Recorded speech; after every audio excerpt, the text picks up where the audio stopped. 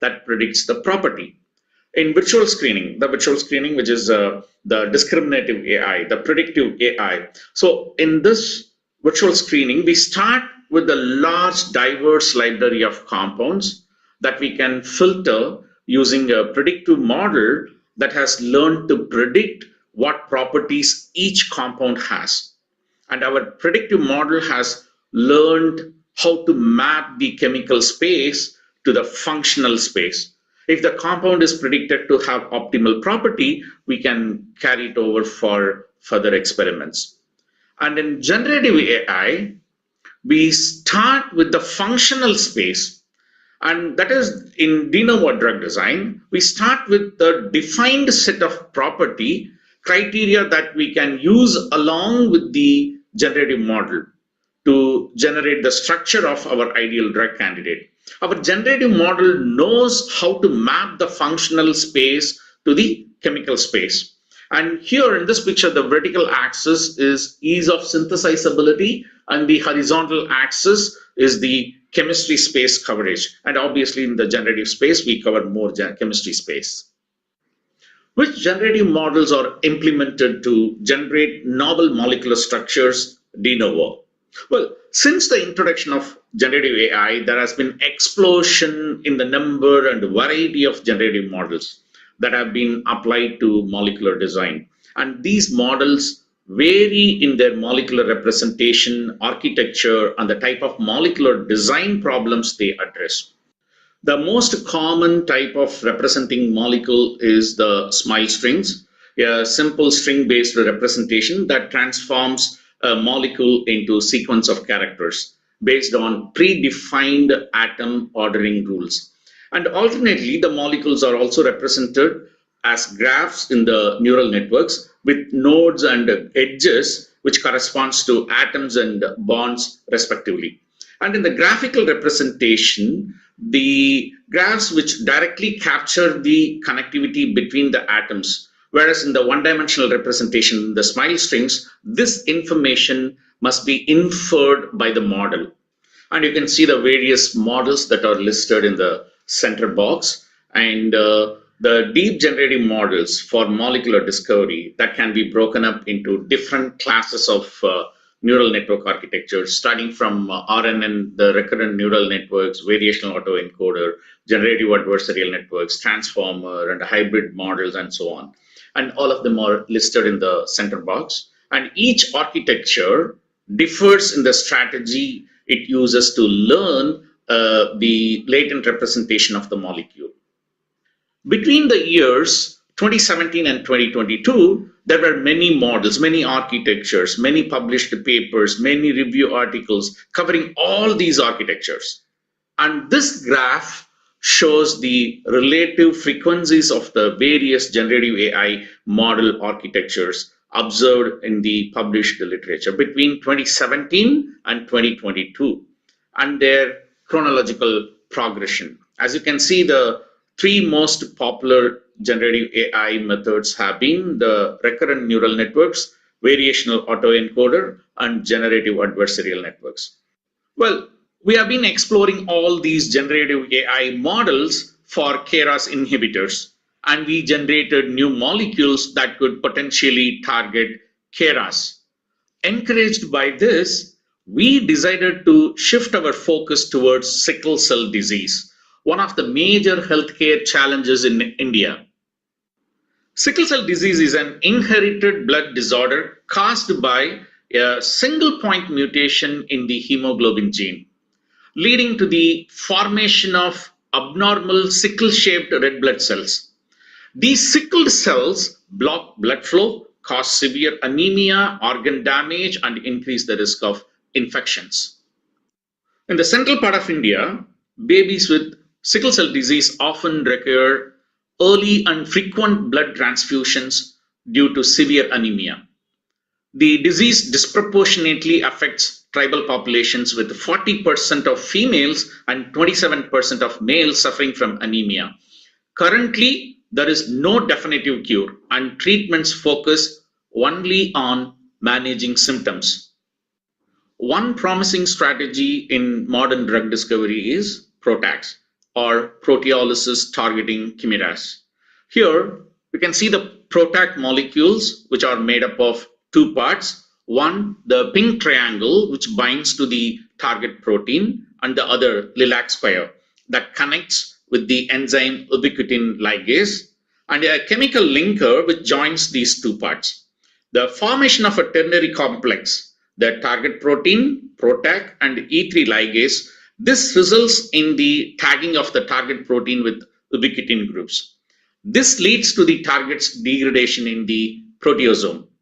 This approach has been successfully applied to cancer and neurodegenerative diseases where targeted protein degradation can remove harmful proteins from the body. We wanted to explore this approach and design the linker molecule using generative AI approaches. Typically, those who are designing traditional inhibitor molecules make use of databases like Chembl, Zinc, and so on. For designing linker molecules, we made use of PROTAC-DB, and we were able to design the linker successfully. But then we realized this will not work for sickle cell disease. This I will discuss at the end of the presentation. By the end of 2022, something happened and the whole scene changed now. Yes, on November 30th, 2022, ChatGPT was introduced. It did not just arrive, it came as a storm, shaking up the world in ways we never imagined. The world is no longer the same. We now talk about two distinct eras, BC and AC, before ChatGPT and after ChatGPT. Its impact is massive. Beyond general applications, ChatGPT's arrival has revolutionized generative AI for drug discovery. The way we think about AI, the AI-driven molecular design, has changed. Previously, generative AI means variational autoencoder, generative adversarial networks, or recurrent neural networks. But today, when someone says generative AI, we are more likely referring to large language models. The large language models that can read, learn, and design molecules. The way we learn, create, and interact with AI has evolved, and there is no turning back. At the heart of this transformation is one key technology, that is large language model. But the question is, what exactly is the language model?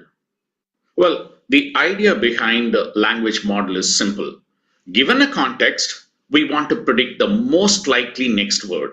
For example, if we have the phrase, the color of the sky is, what comes next? The possibilities include red, black, white, blue, and so on. A language model assigns a probability to each possible word and predicting the most likely outcome. The same concept can be extended beyond words to molecules. Instead of predicting the next word, AI can predict the next atom or molecular fragment when designing new compounds. Just as the language models learn from text, molecular design models learn from vast data sets of known molecules to generate new drug candidates, atom by atom or functional group by functional group. This language-based approach to molecular design is transforming drug discovery, enabling AI to generate novel molecules with the desired properties, making the process faster, smarter, and more efficient. Now, a large language model might sound complex, but at its core, it's really just two files, a parameters file and a run file. Take the case of Llama 2 70B, an open source model from Meta AI with 70 billion parameters. Unlike ChatGPT, which is accessed online, Llama 2 70B can be downloaded and run locally. And once downloaded, you don't need any internet. No internet is required. The parameters file, 140 GB, which stores everything the model has learned, while the run file, which is approximately about 500 lines of C code, that tells it how to generate responses. Together, they let you run an advanced AI system on your own hardware. Now, these LLMs are now revolutionizing drug discovery by making powerful biochemical models accessible. You can fine tune these models on chemical structures, protein interactions, and biomedical data, enabling AI to assist in molecule generation and drug discovery. As these models become more open, AI driven breakthroughs in medicine are closer than ever. But the real magic here is in the parameters and how they are obtained. These parameters come from training, a process far more complex than simply using these models. So, how are these large language models trained? Well, training the large language model is a massive computational task. Think of it as a compressing a huge chunk of the internet into a zip file, but with lossy compression. It does not store the exact copies of the text, but learns the patterns and relationships. For example, training Llama to 70B, which required 10 terabytes of text, a supercomputer with 6,000 GPUs and 12 days of continuous processing. It costs about $2 million. The result, a 140 GB file of parameters. Imagine the 10 terabytes of text, which is compressed into a 140 GB file of parameters, which captures the essence of the data it was trained on. Similarly, models like MoleFarmer, ChemGPT, and MegaMoleBot, they all have been trained on chemistry datasets like Zinc and Chembl. These models learn the rules and grammar of chemistry, enabling AI to generate molecules, predict drug properties, and accelerate drug discovery, just as text-based LLMs learn the human language. And these are some of the most popular and the major large language models. Here, the bigger the size, meaning more parameters in terms of billions of parameters. And these models are coming from the red color corresponds to Anthropic, orange color represents Chinese models, and the yellow color from Google, light green from Meta, dark green Microsoft, dark blue Mistral, and pink color from OpenAI, and so on. And here in the right top, you can see DeepSeek R1, DeepSeek V3. They're all in the diamond shape. The diamond shape represents they're all open source models, whereas you can see the models like GPT, all these are all in the circular, which means that these represents the closed source models. Like the major large language models that we have seen in the previous slide, here we can see the biomolecular language models in the chronological order. To begin with, the BioBERT, SciBERT, and so on. Here, the different colored rectangles correspond to different input modalities of the model. And along this timeline, we can observe that the cross-modeling with more modalities are becoming more popular, from biotext, the biotext which are in the green color, and then the blue color is about the chemistry molecules, and the yellow rectangle which are about the proteins. And as we see, this is updated until 2024 February, and we can see that the brown color which started becoming more, meaning the more modalities, the integration is taking place in the recent biomolecular language models. Here I would like to talk about how we use the large language models for biomedical literature. We use it for name entity recognition and as well as the relationship extractions. For instance, the biomedical literature, which is talking about the drugs or pathways and disease, drug names, and so on. So our LLM will go and extract all the entities, the name, and as well as the relationship among the entity 1 and the entity 2. So primarily we extract the disease, drug name, protein names, and so on. So the relationships like treats, inhibits, indicates, requires, performed on from all the biomedical literature. And here this table gives you the entity relationship. So that is the entities are listed in the column 1, and then what's the type? The entity that has been extracted. Is it a drug, or is it a protein, or is it a disease? And likewise, the second set of entities, and again, what are the types, disease, protein, or drug. So the relationship. So what is the relationship between the entity 1 with the type 1, and then what is the relationship with the entity 2 with the type 2, and so on. So this is the information in a structured format, converting the unstructured biomedical documents into a structured data. So we capture with the use of large language models. Once we capture the data in the structured format, then we build the knowledge graph from the captured data. Here I would like to show you how we leverage the structured data for building the knowledge graph. So for instance, let's take the case of a congenital muscular dystrophy. So these are the data which were captured from the biomedical literature in a structured format. Now, this tells us that it is connected with multiple other diseases, the subtypes. And when I select on this congenital muscular dystrophy, it also tells us the relationship between the disease and the other diseases and the other biological targets and so on. Let's look at, okay, it's a congenital muscular dystrophy, which is connected to LAMA2. So let me explore further what is there in LAMA2. So the LAMA2 seem to be connected with multiple other diseases as well, and a lot of other entities. Now, this is also connected to another disease. So when I select on this, this talks about a lot of other information. So the large language models, which goes and reads all the biomedical literature, extracts the various name entities, that is the drug name, protein name, pathways, symptoms, and so on and so forth, converting all the unstructured knowledge into structured format. Once we have the structured format with the entities and the relationships, that we can build the knowledge graph from this.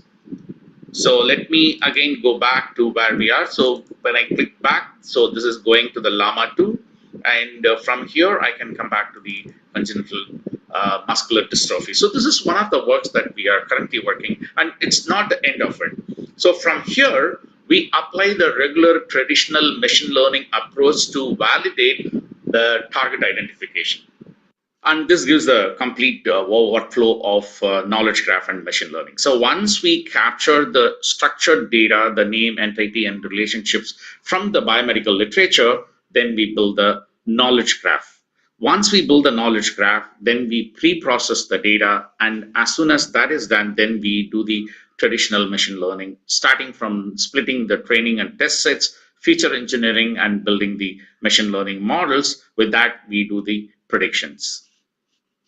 Typically, when you use a large language model, the interaction is simple. You ask a question, get an answer. But in this setup, the model is isolated. It does not have access to external data, tools, or real-world applications.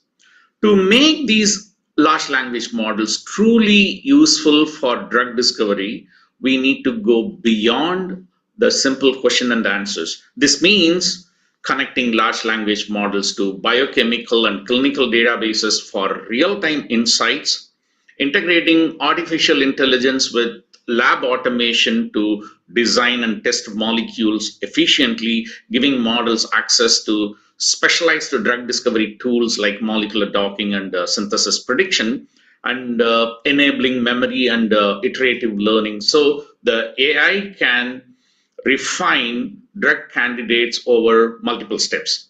In short, we must bridge the large language models with the scientific workflows to unlock their full potential in accelerating drug discovery, optimizing lead compounds, and even proposing novel therapies. The future is not just about AI answering questions, it's about AI working alongside scientists to drive innovation. The field of generative AI has undergone a dramatic transformation, profoundly impacting drug discovery. What began as monolithic AI models capable of generating molecules or predicting drug properties has now evolved into multi agent systems that integrate diverse tools, data sets, and scientific knowledge. Let's start with 2023. This year was dominated by monolithic AI models. These were large standalone systems that could generate molecules but worked in isolation. They lacked external knowledge, could not access biochemical databases, and had no way to refine their outputs beyond they were trained on. And a great example is Mole Farmer. By 2024, we saw a major shift. AI systems became hybrid, meaning they did not just rely on their internal knowledge, but could now access biochemical databases, molecular docking tools, and retrosynthesis models. This allowed AI to go beyond generating molecules. It could now evaluate their properties, optimize their structures, and refine drug candidates with real world data. A strong example is ChemGPT, which combines the LLMs with the external chemical databases like Zinc and Chembl to improve drug discovery. Now, in 2025, we are entering the era of multi agent AI. Instead of a single AI model doing everything, we have specialized the AI agents working together. One model designs molecules, another predicts pharmacokinetics, a third refines synthesis routes, and they collaborate, just like researchers in a lab. A great example is ChemCrow. So now we are entering the third wave of AI, agentic AI. The first wave was predictive AI, which focused on analyzing past data to make predictions. The second wave brought us generative AI, the ability to generate content and have human like conversations.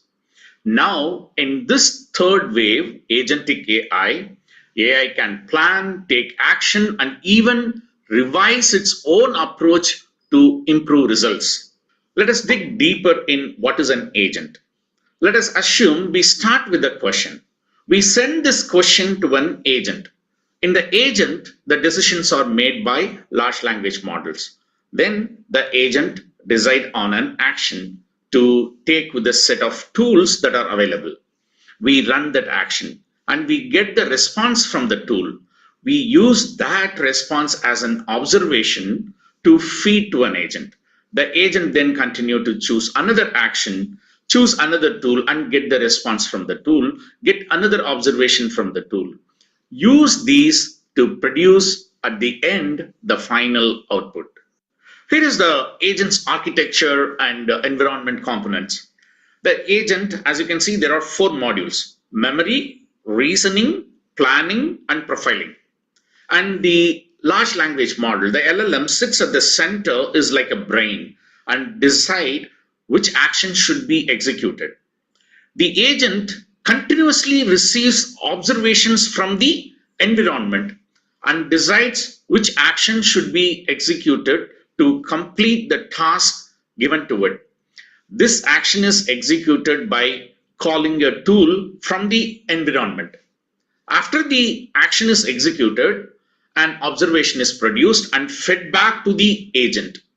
The agent can use perception to receive inputs in different modalities from the environment. Now we have got a better idea of generative AI, large language models, and agents. These large language models have become powerful tools in small molecule discovery. We can categorize their impact into three key areas: property prediction, property directed molecule generation, and synthesis prediction. And as you can see from this picture, these three categories are interconnected and tied to the fourth challenge, which is sitting in the center, the automation.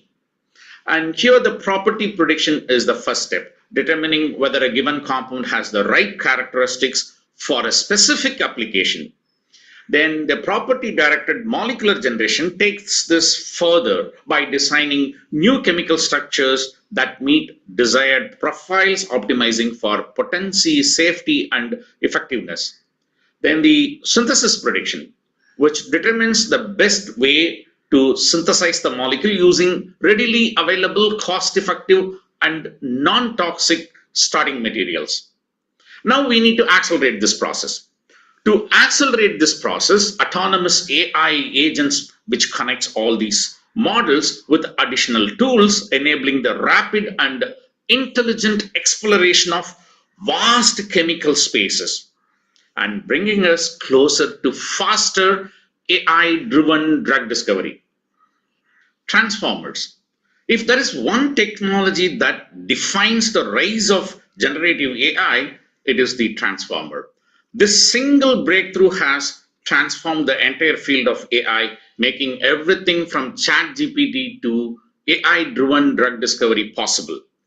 At its core, the transformer has two main parts: the encoder, which converts input into a meaningful vector representation, and on the other side is the decoder, which predicts the next token in a sequence, generating structured output.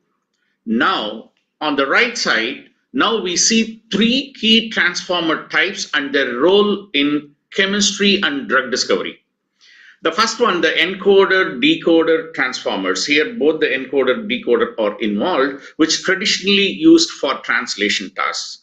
But in chemistry, they translate reactants to products for reaction prediction. And the next one is the encoder only transformers. Here we generate vector outputs commonly used in sentiment analysis. But in chemistry, they are used for property prediction and classification. For example, prediction of molecule solubility or toxicity and so on. Then the final one is the decoder only transformers, this which generates sequences predicting the next token step by step. In chemistry, they are used to design new molecules based on an instruction or molecular description. So this architecture is what allows large language models to generate text, molecules, and even predict chemical reactions, pushing AI to new frontiers in drug discovery. Now, let's look at an example of agentic AI in chemistry, ChemCrow.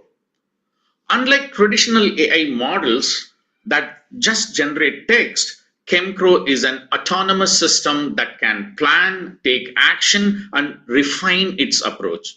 It operates using a chain of thought reasoning loop where it analyzes a problem, selects the right tools, executes actions, and learns from observations. And ChemCrow integrates four key tool sets. Number one, reaction tools, which predicts the reaction outcomes and plan chemical synthesis. Number two, molecule tools, modify the structures, predict properties, and check patents. Number three, safety tools, assess the toxicity, stability, and environmental risks. Fourth one is the search tools, and which retrieves literature and extract insights from scientific databases. By combining large language models with real-world chemistry tools, ChemCrow can autonomously design and execute chemical synthesis, bringing AI-driven drug discovery closer to automation. Now let's look at another example of agentic AI in chemistry, Cactus. Cactus, or chemistry agent connecting tool, usage to science. This is an AI-powered system designed to assist scientists in cheminformatics and molecular discovery. It automates key tasks such as property prediction, similarity searching, and drug likeness assessment by integrating powerful cheminformatics tools with large language models. On this slide, you can see how Cactus works. A user submits a chemistry-related question, and the AI agent follows a structured reasoning loop, first identifying the problem, then selecting the right tool, then executing the task and analyzing the results before delivering an informed output. Unlike traditional large language models, which struggle with chemistry-specific problems, Cactus enhances accuracy by incorporating domain-specific prompts and leveraging open-source models like GEMMA 7b and Mistral 7b, which significantly outperforms standard large language models in chemical problem solving. By integrating AI with real-time data and cheminformatics tools, Cactus accelerates molecular design and drug discovery, making the process smarter and more efficient. Let us now explore how large language models are revolutionizing reaction development through a multi-agent system. Traditionally, optimizing chemical reactions requires extensive trial and error. But now AI can coordinate specialized agents to automate and accelerate the process. Looking at this slide, we see a chemist user who is interacting with an AI powered system.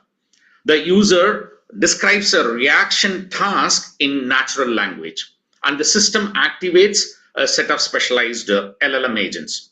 For instance, the first one is the literature scouter, which finds relevant research papers and the previous experiments. The second agent, experiment designer, which proposes optimized reaction conditions based on existing data.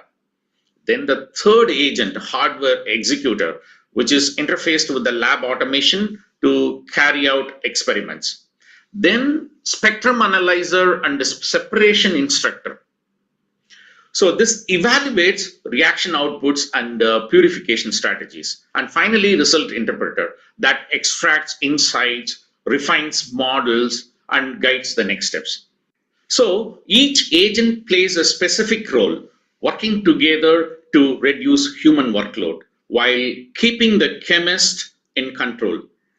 The system iterates through suggestions, execution, and refinement, ultimately speeding up the reaction development significantly. And this is a major step towards AI driven automation in drug discovery. Now, I want to get back to the sickle cell disease discussion. Earlier, we explored sickle cell disease and the potential of PROTACs to degrade hemoglobin S, HbS. But then, since mature red blood cells lack a nucleus and have minimal proteasome activity, traditional PROTACs may not work for this disease. To overcome this, we turn to molecular glues. The molecular glues which do not require the proteasome, instead they stabilize interactions between target proteins and cellular machinery, leading to alternate degradation pathways like autophagy. This makes them a better fit for red blood cells. We are currently exploring on various aspects of designing molecular glues and would like to extend this approach to sickle cell disease. While this approach is still hypothetical, it represents a promising avenue. The good news is the generative AI with its large language models specialized in chemistry and biology promising to make this possible. We know that the language models are trained on just 26 alphabets, but still they can generate books, poetry, and complex conversations. Now, imagine applying the same idea to chemistry and biology, where the alphabets are the building blocks of molecules and proteins. Looking at this slide, we see how different modalities are represented.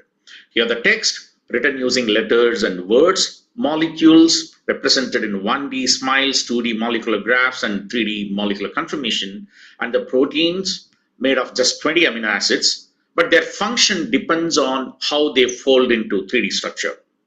If the large language models can learn to write novels from 26 alphabets, imagine what they can do when trained on the building blocks of life. By learning chemical and biological rules, AI can now help us design better drugs faster and more efficiently. Large language models like GPT-3 are not just for text generation. They can also be fine-tuned for predictive chemistry. As shown in this slide, GPT-3 has been adapted to perform key chemistry tasks such as classification, regression, and even the inverse molecular design. By training on molecular data sets, it can predict molecular properties, assess reaction outcomes, and even generate new compounds with desired characteristics. This ability makes them powerful tools for accelerating small molecule drug discovery. Now let's look at how AI can optimize molecules through human machine dialogue.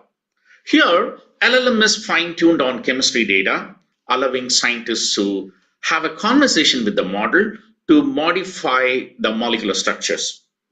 Here, A researcher is requesting modifications like, hey, assist me in adding one hydrogen bond donor to the molecule. It does that.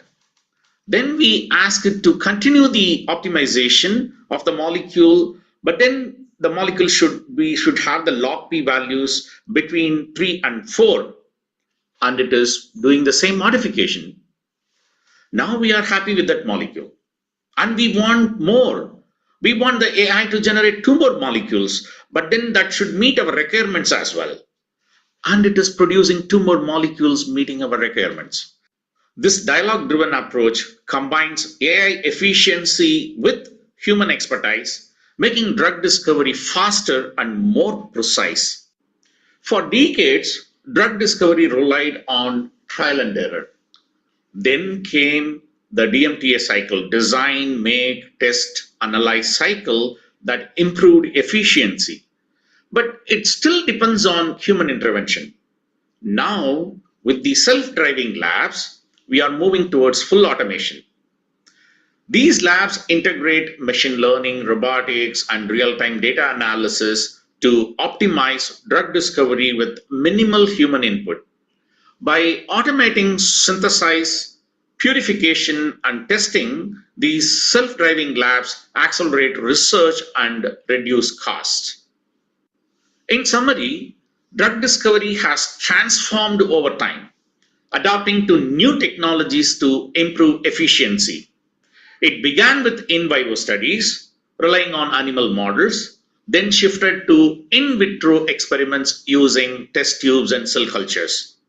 With computational advancements, the in silico methods emerged, allowing virtual screening and simulations to accelerate drug development.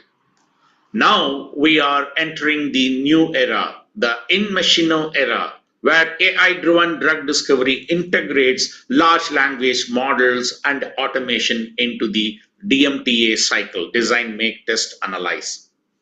This shift is revolutionizing how we design, synthesize, and test new drugs, making this process faster, smarter, and more efficient than ever before.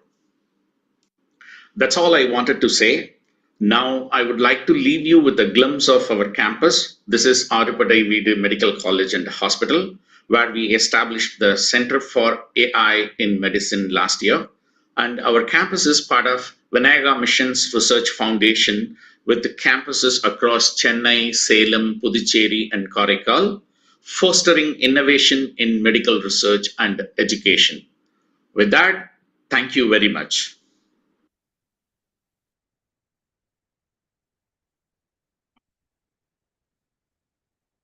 Yeah, I'm online. So if you have any questions, I'll be very happy to take it up.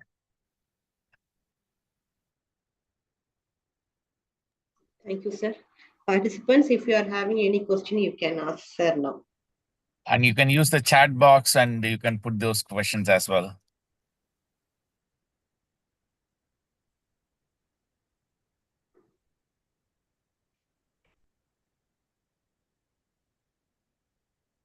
Yeah.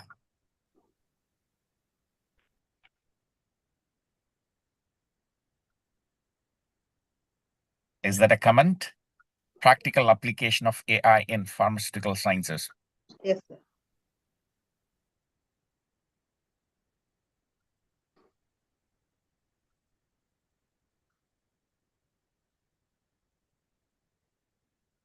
Participants, if you are Can having AI be used to minimize the use of drugs?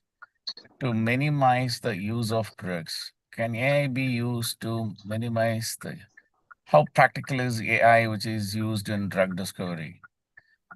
Can AI be used to okay?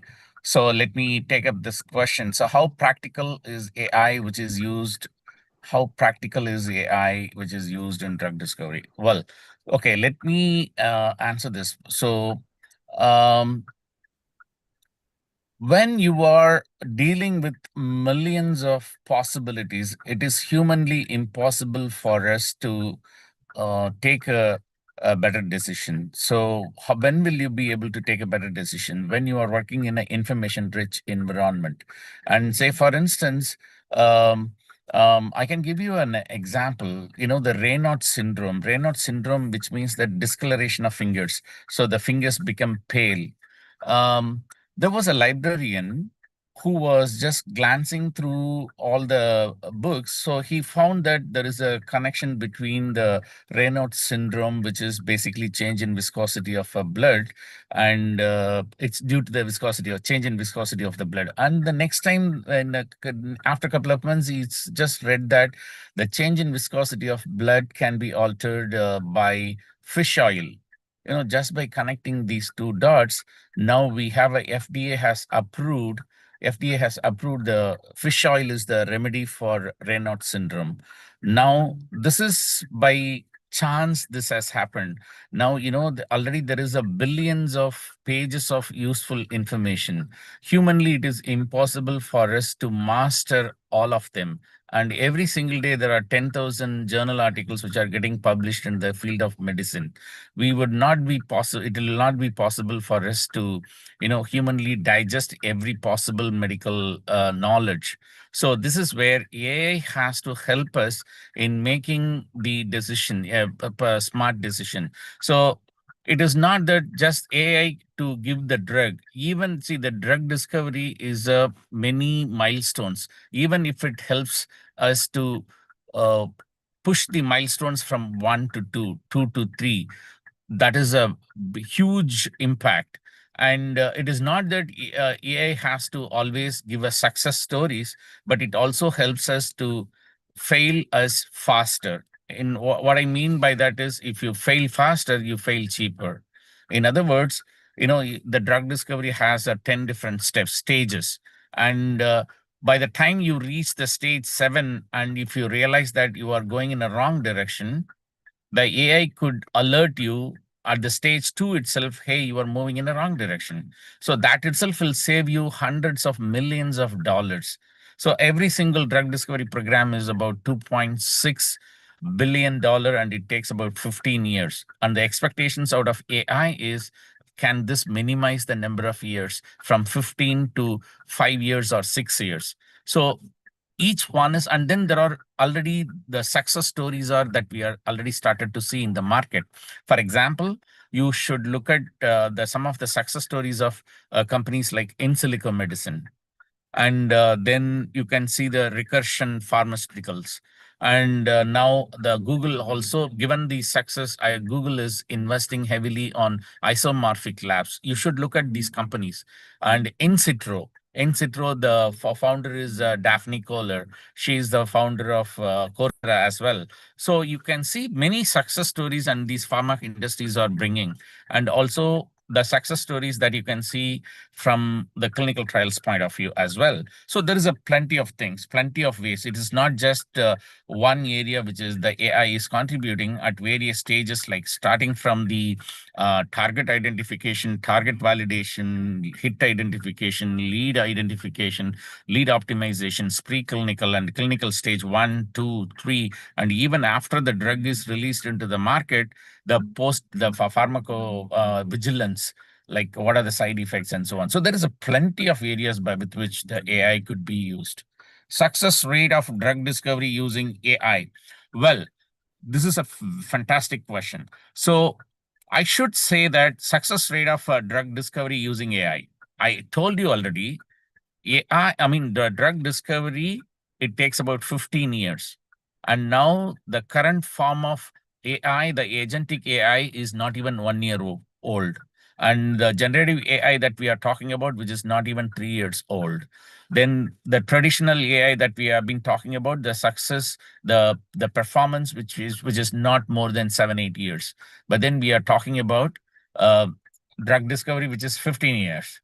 But then, in spite of all that, it has already created, even though there are, you already know that the drug discovery itself is 97% is a failure.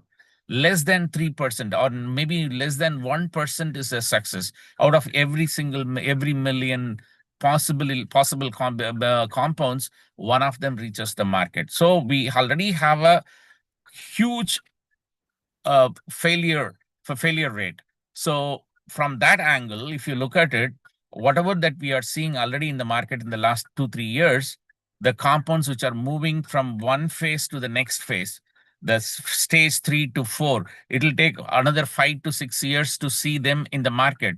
But then AI has already pushed these number of compounds into clinical trials. Today, at least a few hundred molecules are in the clinical trials, which are completely designed by AI. And in fact, in silico medicine has already started to test a molecule which was completely designed by AI, now that has entered into the human body. So that is a success story. That's how we should visualize, see it. And for instance, Alzheimer's disease, we have been struggling to find which target which is causing the Alzheimer's disease, which one which I should plan to design a new drug. Already AI is helping, enabling for a better decision. And also there is something called knowledge graph. So with the use of combining the knowledge graph and large language models, which is the AI, which is helping the scientists to move from one stage to next stage, enabling the scientists to take better decisions on a day-to-day basis. So that's how we need to see it's very difficult to say the quantification right away. That is the success rate of drug discovery is this many percent, that many percent. So it has it's a multiple different ways to look at the same problem. I hope that answers your question. And how practical is AI, which is used in drug discovery? Well, as I said, you should look at a couple of scientists. One, Marinka Zitnik from Harvard University, and then James Zhu from Stanford University. For example, James Zhu's the model is called Virtual Lab. Maybe you may want to note it down. So Virtual Lab, which has, for instance, it will have the specialist in microbiology, specialist in biochemistry, specialist in organic chemistry synthesis, specialist in pharmacokinetics. So imagine all of each one of the expert scientists sitting in a room, and this is nothing but agentic AI. Each one of the microbiologists trained agent, pharmacokinetics trained agent, then biochemistry trained agent, organic synthesis trained agent. If all these agents are sitting together, collaborating together, making the decision, then you have a critic AI. So that's another agent. So whatever the decision outcome which comes out of this conversation among these agentic AI, is it good or bad? So there is a criticizing element which is coming in. So this is currently the top form of AI that you should look at it, which is which is very much practical. So again, we are talking about the one side of it, the drug discovery side of it, and then there is another side, which is the medicine and the healthcare, and that again there is a huge impact that we are talking about in the form of digital hospital, a digital twin. So for instance, if I integrate all the genomics, proteomics, imaging information, clinical information of the human, so starting from the atomic level, molecular level, biochemistry level, cell level, going to the personal human level and the public health, if I integrate all this information through which we can build a digital twin of every individual patients.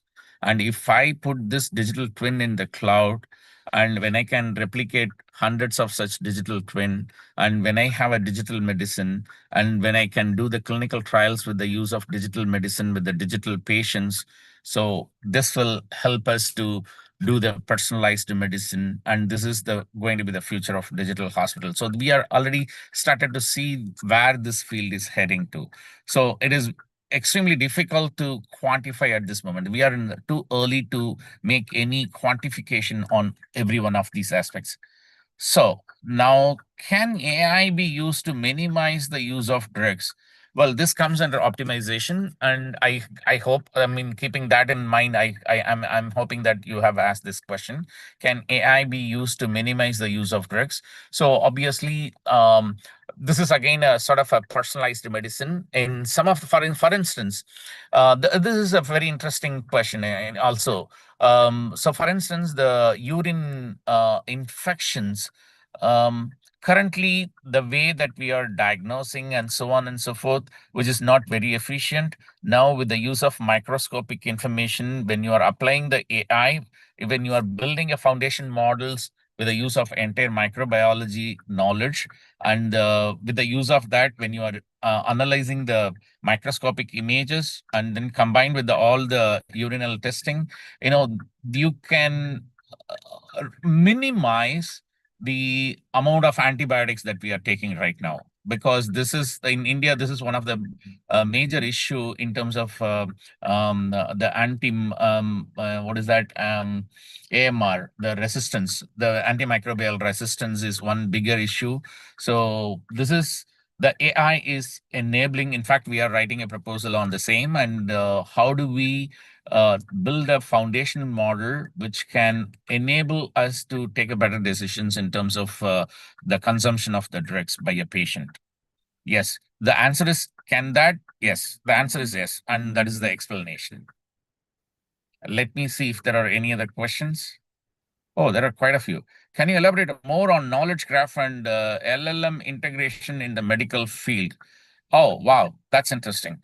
So you can think of our human brain as the right side of the brain and left side of the brain. And the right side of the brain, which is currently kind of a logical and sequential and so on. The other side of the brain, which is basically the looking at holistic, meaning on the one side you are good in mathematics, the other side, which is essentially art form, the painting, or the music, and so on and so forth. So that way, the science, you can look at it, one is the knowledge graph, the other one is the large language model. By integrating these two, the integration of these two, say for instance, if you are in the life sciences, you know that in the last 20-30 years, the world has invested in billions of dollars in terms of building data sets on proteomics, genomics, and Campbell zinc data. These are all structured data. The structured data, the good thing is it is easy for computers to consume the knowledge. So that is structured data. But then the context, which is sometimes which will be missing. The large language models, which are consuming the free text, which is consuming the context as well. But then sometimes the unstructured text, which will be difficult for AI to consume it. So we need to bring both the best part of both the worlds. The knowledge graph, which is bringing the relationship. For instance, this drug, this molecule, which is inhibiting this particular protein, and this protein, which is associated with this particular disease, and this disease has, these are the multiple pathways which are involved. And the drug, you can say that these are the multiple symptoms, some multiple side effects, and so on. So each one of them are granulated information. You can build the knowledge graph out of that. So it is basically, it is not the future in the drug discovery. It's not just going to be the large language model, or it is not just going to be the knowledge graph. It is the integration of these two. And this is where the ontology, that is another major subject which comes in, integrating this knowledge graph and large language models, and bringing ontology as an interface between these two layers. And this is going to push the drug discovery to the next level. Now, let's see any other questions. Success rate, I think we have addressed. Let's see, any other questions? Have I missed anything? Practical applications, I think we have addressed. You will get the option. Okay, fine. So any other questions? If I have missed it? 5 more minutes, or you can use the mic as well if you are comfortable.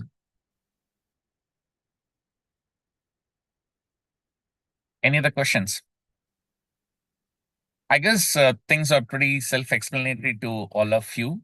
And I think the questions that were in the chat, I think I have addressed. And if you have any further questions, or if you feel free to, touch base with Dr. Susita, and as well as you can directly write to me, and then we can, have the conversations even after the today's program. So that's all from my side, Dr. Susita. You can take it up Thank from you, here. sir. Really, the session was thought-provoking session, sir. It has Okay, great. undoubtedly Thank you. sparked new ideas, sir, and broadened our understanding of what is possible when AI and life sciences converge, actually. Yeah. There are many pharmacy faculties have also joined this FTP, so it would be very useful for even for them because they have because all 2-3 days we were into more into AI and computer science. Maybe this will be really helpful for them. Oh, thank you so much for your valuable time and also the session, sir. Thank you so much. Specifically, Absolutely. the ability to It's my connect pleasure. that cutting-edge AI with real biomedical impacts that made the session both visionary and deeply practical. And Oh, okay. the Thank you. it transforms our understand that is and the entire R&D landscape. It were truly enlightening, sir. Okay, great. Thank you. I'm glad that all of you enjoyed this whole session. Thank you so much. Thank you for your time, sir. Thank you. Sure. So we'll catch up, man. Thank you, everyone. Bye-bye. Thank you, sir. Hello. Good afternoon, everyone. My name is Parthiban Srinivasan.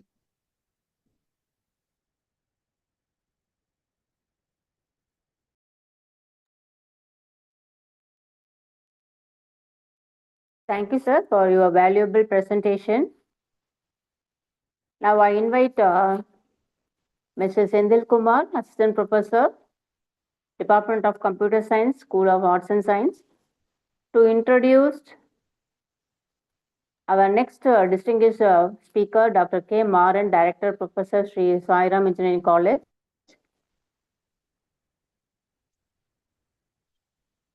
Sendil, Good sir. afternoon, sir. Good afternoon, sir. Good afternoon. Yeah. Sir, it is my privilege and honor to introduce our esteemed chief guest for today's program, Dr. K. Maran, a distinguished academic leader and inspiring educator and one of the India's most respected voice in management, education and career development.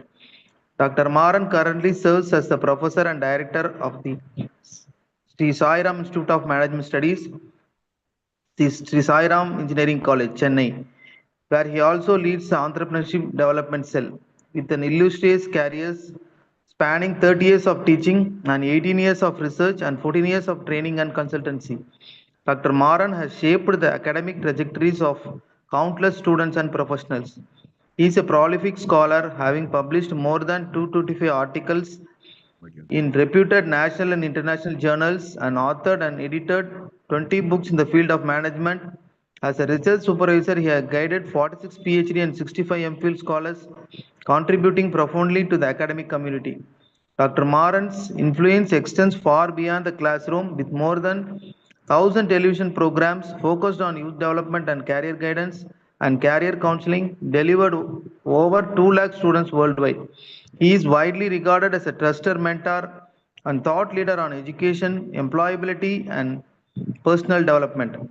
His leadership and service has earned him numerous prestigious awards, including the AIMS Best Teacher Award, IST Periyar Award for Best Engineering College Teacher, the Educational Leadership Award, and the Best Award from the World Education Congress.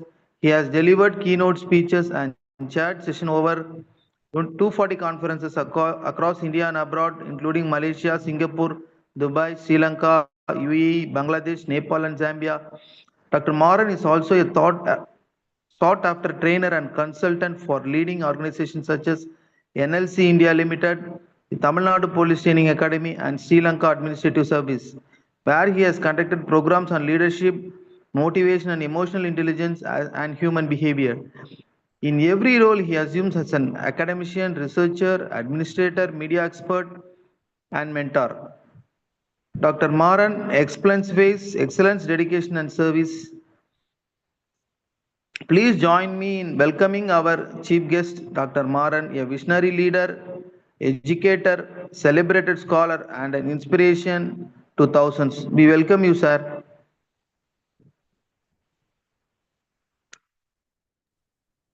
Thank you, sir, for your excellent Sir. introductory sessions. I am really very grateful, thank, and also honor the great university, especially Chennai campus, Vinayaga Mission campus is doing very excellently. Really, I am very thankful for you. So, Thank you, I sir. think today our session is very battle MDP here. So, but here, so before that, I would like to thank the coordinator, university representatives, and all my dear colleagues, those who are joining today to listening and learning some of the impact of AI in healthcare sector. Today, the healthcare sector is very, very emerging sector. At the same time, AI also one of the emerging technology area in the global technological scenario. So with this, today my topic is very challenging topic. Though I'm not the AI relevant personalities, but as a business administrator, as a speaker, I can do something. I can do something for the delegates, AI ethics, privacy, and regulations in healthcare. But we are expert in ethics, privacy, regulations. That's what you are assigning the topic for me. The impact of AI, ethical aspects. In what way you can use the ethics? In what way you can use the ethics here? Then the privacy is also more important. In what way you can use the privacy, the data privacy, say in what way? Then in what way the regulations would regulate the AI in healthcare sectors. I think the coin to even the overall faculty development, Atal faculty development program topic is very excellent. Today you are coined and also assigned the topic AI ethics as well as the privacy regulations in healthcare sector. Now I am generally talking about the AI here. Almost all. Without AI, we can't do anything. Am I right here? Without AI, we can't hear. Even for the any movement in our human life. How do you use that internet connections? How do you use that mobile phone? How do you use that particular electronics gadget? So like that, these techniques or the tools, the AI tools are very, very powerful tool in our human life. Without AI, we can't live in the world. Without AI, we never improve our economy. Without AI, we never got generating employment. So in this critical aspect, so AI play a vital role. Wherever you go, the people used to say the AI is one of the major threats for the employment, one of the major threats for the industries. It's not like that. AI is one of the technology, the tools, which are highly facilitates for your productivity, which are highly facilitates for your development. In this respect, in what way you can use the AI in ethical aspects? Take for instance, China is one of the best example. The China, the AI, what you call the ChatGPT is one of the part. So already the ChatGPT restricted in China. Not only ChatGPT restricted in China, even the use of mobile phone by children, the school goers or the teenagers, there are some restrictions. In India, the AI play a vital role. So every institutions, that's why the government of India motivating the AI is one of the biggest tool to change up the people mind. But because of the AI, the government, what they thought, the Chinese government, it should destroy our creativity or your design thinking or your innovations or your what you call here, your creativity or something, sir. Here the AI you can use for your creativity. Where you are standing here, in what way you can use ethically. The ethics is very, very important. Not only for the healthcare sector, even our human life itself. How many hours you are using ChatGPT? Where you can use the ChatGPT? Which occasion you can use the ChatGPTs? Right. So the ethical aspects as a human, as an individual, you can use that ethics. Whereas the healthcare sector is very, very sensitive sector. Healthcare sectors. Because today the world, or today India, the Indian economy, Indian technology development, or Indian every movement, the human resource very, very important. Human resource very important. The human capital is very, very important. So in this aspect, in this respect, as an individual, what you should be more take care of that individual health. So the healthcare sector is very, very powerful part to equip our human capital, to equip our human efficiency, to equip our productivities. So the healthcare sector is very, very powerful part. That's why in what way the AI, ethics, privacies and regulations in the healthcare sector. So with this, we can start our sessions today. I'm really very grateful. So the first, what I'm saying, AI ethics here, the healthcare sector is a mixed public private models, sir. Mixed public private models. What is the mixed? I think we must understanding the healthcare sector. The mixed public private models in India. You can go to some other foreign countries, only the government public models which are there. Even you could go to Sri Lanka, such a small country. I think the majority, I'd say 90%, almost all places, including rural, urban, and some other places, but only the public healthcare sector, only the government hospitals are available. Whereas in India, India is an emerging economic country, one of the third largest country in economy. So in this, in this juncture, but you can mix the private and the public model. The healthcare sector is very, very important. One side, the public sector, healthcare sector is growing very fastly. You see, Tamil Nadu is one of the best example. Even your university itself, medical-based university. In Salem, you are very premier. Or Pondicherry, you are premier. Karaikal, you are premier. You are running so many institutions. You are specialized for the medical institutions. The private sector is what growing very high, very high. At the same time, the public sector, you see the Tamil Nadu itself, every district we have one medical college. Or the district headquarter medical college. So like this, many states, not only in Tamil Nadu, even the other states are also like that. So both at the private and the public, the model is very high, which means what a mixed public-private models. So that's what the three-tier structures in our healthcare centers. The primary health centers, almost all of you are aware. Well, those who are in rural areas, or the rural areas, the village areas, village panchayat, primary health centers, what very, very familiar. And to fulfill the need of the people, the service for the rural community people. The secondary community health centers is called here, one is what you call here, the urban sites, am I right? Then the district community centers. The third one is the medical colleges, multi-speciality hospitals. So this is the three-tier structures in our healthcare system. So here, the healthcare sector is booming. The healthcare sector growth is very high. So that's why the Niti Aayog, Indian healthcare market is projected to reach $638 billion by 2025. You see, the 2025, 2030s, I think 720s, they keep on increasing. Even you could see in our human life, 10 years back, how many hospitals which are there? Today, how many hospitals which are here? How many hotels which are there? How many hotels today we have? So the healthcare sector, the growth is keep on increasing. So not only in India, in the entire world. Every country. Because as per the Niti Aayog, 2025, $638 billion projected reach here. Sir.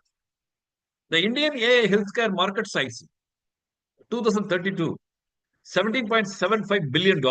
They have projected US billion dollars, compound annual growth, 40.5%. You see the growth there. Now the 27, 28, 29, 30, 31, 32, they keep on increasing. The graph is keep on moving upward. So that is the demand. Because of that, AI, the healthcare sector's growth is very high. Healthcare. So in this aspect, as educator, or as a faculty members, or as a researchers, in what way AI, what ethical AI or privacies and regulations in healthcare sectors. So now we are moving to our subjects today. Right here. So the AI healthcare sector, the privacy data is more important, sir. AI means what happening here? The privacy data, the securities are motivated. What is the privacy data? Privacy and data securities are very, very important. The privacy and the data securities in the sense, there are, you see the number of patients, even for the public sector or as well as the private sectors. So where is that privacy, the data securities? The lakhs and lakhs of people, what visiting healthcare centers, including the government sector as well as the private sectors. So in these critical situations, how do you maintain the data? How do you maintain the data? So the data, what's very, very important, sir. Data is very, very important. Data is very, very important. Unless otherwise, you cannot do anything in our life. That's what I hear. But the data is very, very important, sir. What do you call it? The human life data is very, very powerful part. Powerful part. Just 1 minute, sir. Just I will come back. Yes. The privacy is very important, sir. So in the privacy, what happened? So here, privacy and data security is here. Even today, we are already systems, the management information system. So many database systems. Still, what happened? There are n number of the data leakings. The privacy is somewhat issues. So in the AI aspect, how many of the hospitals protecting the privacy of the data and securities? Data securities. This is one of the biggest challenge. The ethical aspects what happening here, the privacy and the data securities are very, very important. Then the other one is called here the bias and the fairness. So how do you classify the data? The classification of the data. Classification of the patient list. Patient details more important. Patient details are more important. You could see what you could see because the data is more important. At the same time, privacy also more important. Where you can collect all these things, take for instance, the insurance is very, very important. Those who are trying to claim insurance, the data should be disclosed to the insurance sector. Insurance sectors. Whether the insurance was protecting your data, or the particular healthcare sectors protecting the data, or you may be as a patient, what you can meet every doctor, say you are showing all your data. So in this critical situations, what happening here? The AI ethics, the privacy and the data securities are very, very important. Privacy and data security is more important. At the same time, the bias, if there is any bias or fairness. There are many issues. The data classification itself bias something different. Even you could see the government hospitals, how do you maintain the data? Or say private sectors, how do you maintain the data? Who are all the responsible to maintain the data? Whether the bias is there or not, or the fairness or not. So these are all the questions which are in our mind. How to protect our data, how to protect the data, whether the data are highly secured by the so-and-so hospitals, the so-and-so authority, so-and-so authorities. So this is one of the critical challenges in AI ethics. What happening in the ethics are very, very important. Even you could see the cyber security in India. Every day on an average, hundreds of cyber securities, cyber crimes which are here, including the banking securities, the financial securities, or some other transactions, cyber securities, hacking also there. So in this critical situations, how do you maintain the data? The data security is very, very important. So you have to give such assurance for the privacy and data securities as well as the bias and fairness is very, very important. Then the second aspect, the transparency and accountability is more important, sir. Transparency in the sense, whatever the data which are here, what are the transparencies which are there? The transparency is very, very important. Transparency is very, very important. What are the transparencies which are there? So the transparency in the sense, what happening here? The clinics need clear methods to understand and validate the decisions and output of the AI systems. The transparency in the sense, what happening here? Whatever the data, because the data should be transparent. The clinicals what needs clear methods to understand the various data. But either the age-wise people or the disease-wise people or the stage of the disease, what are the curiosity level? So each patient, the status very, very important. Each patient status is very, very important. Even you could see the one patient admitted in hospital, suppose the guy is unfortunately discharged. Again, he forced to admit some other hospitals. Again, you have to collect all the data. So that there is no transparency. There is no transparency. There is no transparency. So in the systems, what happening here? In the systems, what happening here? Because so every clinic, every hospital administrators, what they need to what clear methods to understand and validate the decisions, validate the data, validate the decisions. I think your stage up to 50%. The next 50% you can start. But what you did here, I think you are again started from that 0% level. The validations, how to take the data, how to take the data, how to use the data, how to take your decisions, how to take your decisions.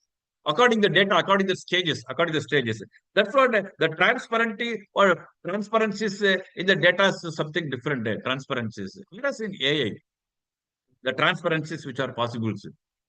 Though the transparencies which are there, how to use the data, how to take your decisions, how to take your decisions very, very important. How to take your decisions. And also, what is the output of AI systems? So you can use that AI, ethical AI is here.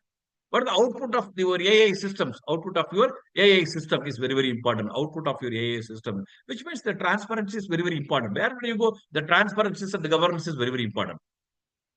Transparency and the governance is very, very important. Even some of the government, the government sectors, not only government sectors, even the private sectors. Why? Because the transparency is where you need the transparencies, the data is very important. But at the same time, the individual patients are never willing to disclose the data to others. So in the ethics, what happening here, the transparency and accountability of every patient details. Every patient details very, very important. Then at the same time, the patient autonomy is also very important, sir. Patient autonomy is very important, sir. Patient autonomy. At the same time, informed consent. In what way you have communicated to the people. The patient autonomy is very important. Sir. In India, what every individual, what the patient, there is no the basic protection data record. Whereas in US and some other developed countries, a small chip which is enough. The entire records we can able to retrieve the information. We can able to retrieve the information. So the patient autonomy is very important. Patient autonomy is very important. But there are millions of questions. Still, we are evolving and developing. The patient autonomy is very, very important. At the same time, informed consent. What you need to understand. You need to understand the patient autonomy as well as the informed consent is very, very important. Sir, informed consent is very, very important. Sir. Then even in the patient autonomy. So in the autonomy itself, what happened here? What are the beneficents which are there? The patient autonomy. Right here, you can use that patient autonomy. Patient autonomy. Right. In what way you can use that autonomy? Individual patients. What are the literacy rates which are there? The autonomy is there. What are the literacy rates about your disease? About the healthcare? About the AI? That is another one question mark. The patient autonomy. Patient autonomy is another one. The ethical part of your life. Then human AI interactions and liabilities. The human AI, in the sense, what happened here? You see the human AI interactions. There are many healthcare sectors, the marketing industries. There are so many ways what people using human AI interactions, even for the marketing of the goods or the healthcare sector aspect itself. The human AI, even for any small operation itself, for robotics, the AI using, sir. Human AI interactions which are there. Human AI interactions. Even the many doctors, what they are doing, even for the prescription itself, people use the AI. The doctors, what happened again, the prescription itself, that's what I'm saying. You can use your own brain, the knowledge, experience, expertise to diagnose the disease, and you can refer to the previous cases. Then you can compare that AI, what your thoughts, what is your AI suggestions. This is very, very important. The human AI interactions, in the sense what happened here, I think there are in robotics people are using. The AI robotics using for the operational, sensitive operations.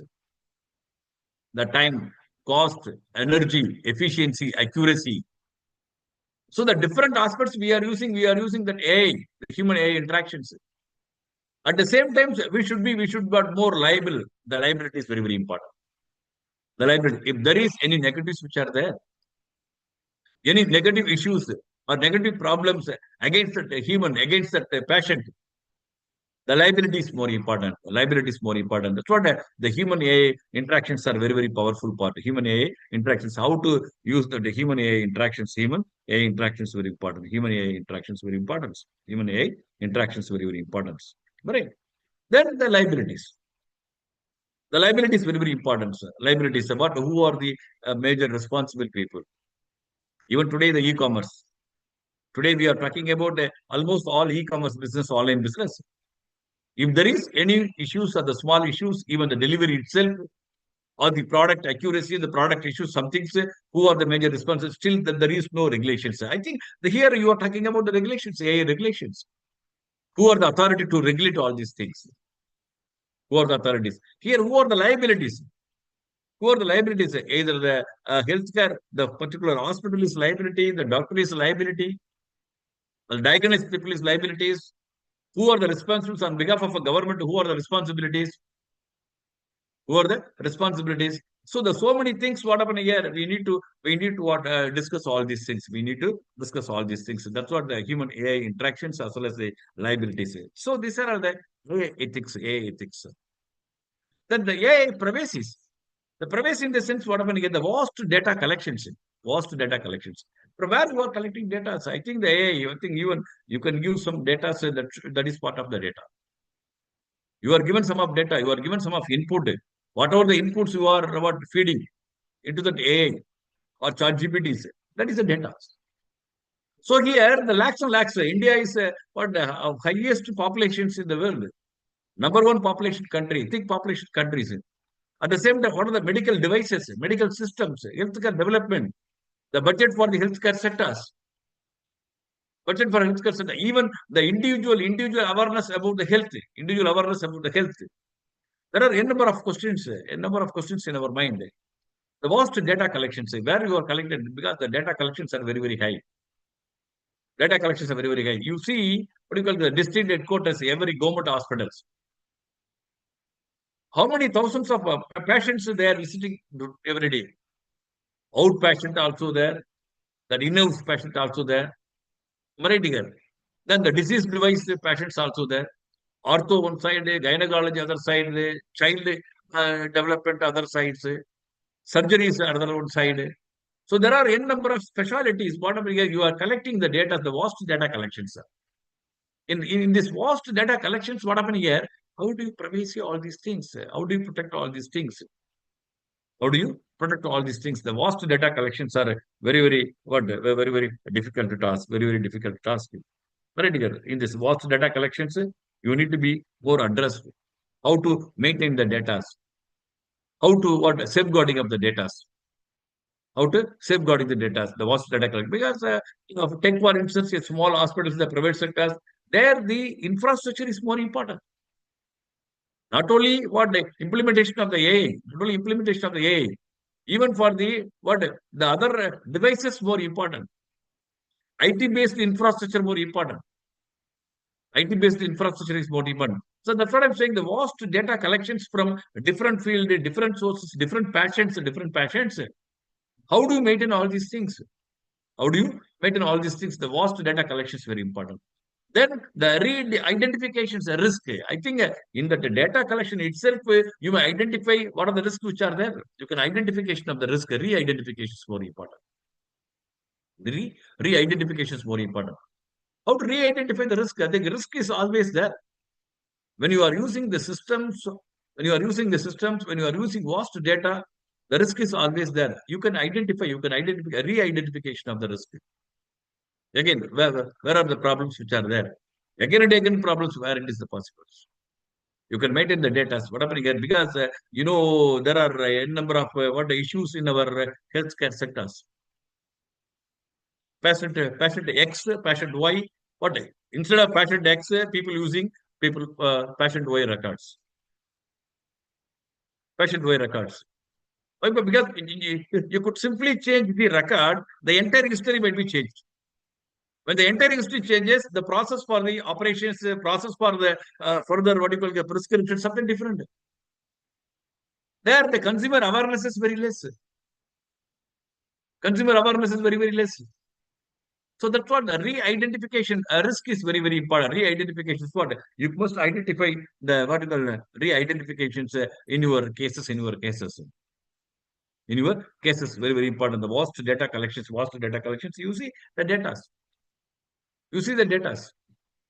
The district-wise record, primary health center-wise record, the state-wise record, or what you call the South India record, the entire records, the government data is different, private sector's data is different, patient-wise data is different. So how do you collect all these things? That's what the vast data collections, even the AI, because you are collecting more number of data. Or you channelize all these things, or you categorize all these things. How to do all these things? That's what the vast data collections as well as the re-identifications is very important. What are the risks which are there? You have to identify. You have to identify the risk identifications. Re-identification of the risk is very, very important. Then you must what? Informed consent challenges.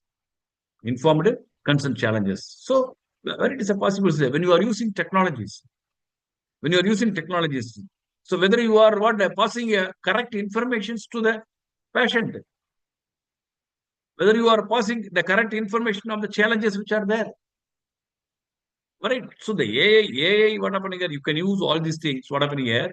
So in the privacy is what happening here? Informed consent challenges.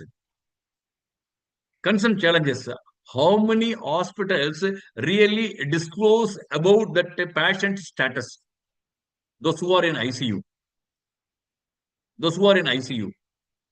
Even when you are using that AI, whether the AI is possible to passing the information to the guardian of the patient? So some challenges which are there.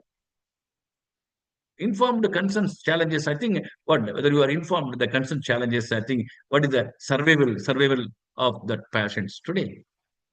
Even I would like to share a small examples, whether the AI is used or not. One professor met a small accident, but his right leg's only fractured. That guy is immediately admitted in hospitals. The particular hospital is very, very familiar for ortho. So what happened? Next day, the doctors got the team prepared to operations. But so, unfortunately, at the time of operations, he went coma because anesthesia, the way of using anesthesia is something used high, which creates more trouble to his brain than his brain dead. Because of brain dead, then he attacked heart attack. Matter of small fracture only for right leg operations. What happened? His entire life is closed. So how many of you really informed consent challenges? The real case studies. That's why where is the reliability? The data is more important. So I think when we are using all these things, the stage-wise information is more important. The stage-wise challenge is more important. Did you inform the challenges of the patient, challenges of the data, challenges of the privacies? So this is very, very what do you call it? The critical situations of the patient, critical situation of all the peoples. Then you can use what algorithms bias is very important. How to use that algorithm bias. Right? The programming itself very important. The programming itself very, very important. Even the AI based robotics, what they are doing. In what way you build the algorithms? Algorithm bias. So basically, who can develop these algorithms? Who can develop the programs? If there is any bias in your algorithms, or any other issues in our development, software development, or something issues, you cannot fulfill your job. You will not fulfill your jobs. So this is very, very critical. This is very critical. Algorithm bias. Another one things. That's what the coding is very, very important. The programming is very, very important. So what what technology you are using? What technology you are using? Sir? Algorithm bias. There are many issues which are there. Take for instance, even in Chennai, Tamil Nadu, I think the 2 years back, one hotel introduced what do you call it, AI robotics. The service to what do you call it, your customer, service to customers. So 1 week that AI, what happened here? I think the robo, what happened here? That is excellent services. Very next week, the robo started to beating the customers. So what happened? Your algorithm something different, bias. Programming was something issues. The development somewhat issues. So like that, I think this hotel industry is a service sector. Whereas in human health, what happened? Where the human health, what happened?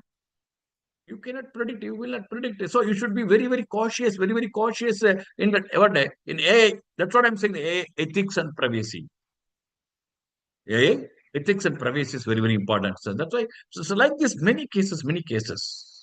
Why I'm saying as a researcher, as a whatever, as an educationalist, you need to do more review. You need to do more reviews. That's what I'm saying. Why the China is restricted ChatGPT? Why they are restricted? I think it should spoil our the human intelligence, human intelligence quotients. As well as your creativities, or your design thinking, or your problem solving. Here you could see our faculty members, how many of them using the ChatGPT for our regular content preparations? How many of using such AI for our curriculum development? How many of using such AI for our teaching pedagogy? How many of using AI for our evaluations method in our higher education system? You can use. I'm not against that one. At the same time, it should have some ethics. Norms is very important. Ethics is more important. Ethics is very important. So that's what as a teacher, what is my creativity? Say you can create what you can create more creativity. Creators, creativity mind. You also using the same AI content. He also using the same AI content. What will happen? No one respected. No one respond. So but here in healthcare sectors, the algorithm, the more importance. Algorithm is very important, right here. Then you can use algorithm bias. Then cyber securities vulnerabilities. You know the cyber securities. The impact of cyber securities in Indian what you call healthcare sector. Healthcare sectors. You know the medical tourism. India is a medical hub of medical tourism. How many foreign patients are admitted in hospitals? Treatments going on. How many of the data are highly protective, highly securities? What are the hackings which are there? Leaking of the data. And so many issues which are there. I used to say, the cyber security is even any industry, cyber security is always there.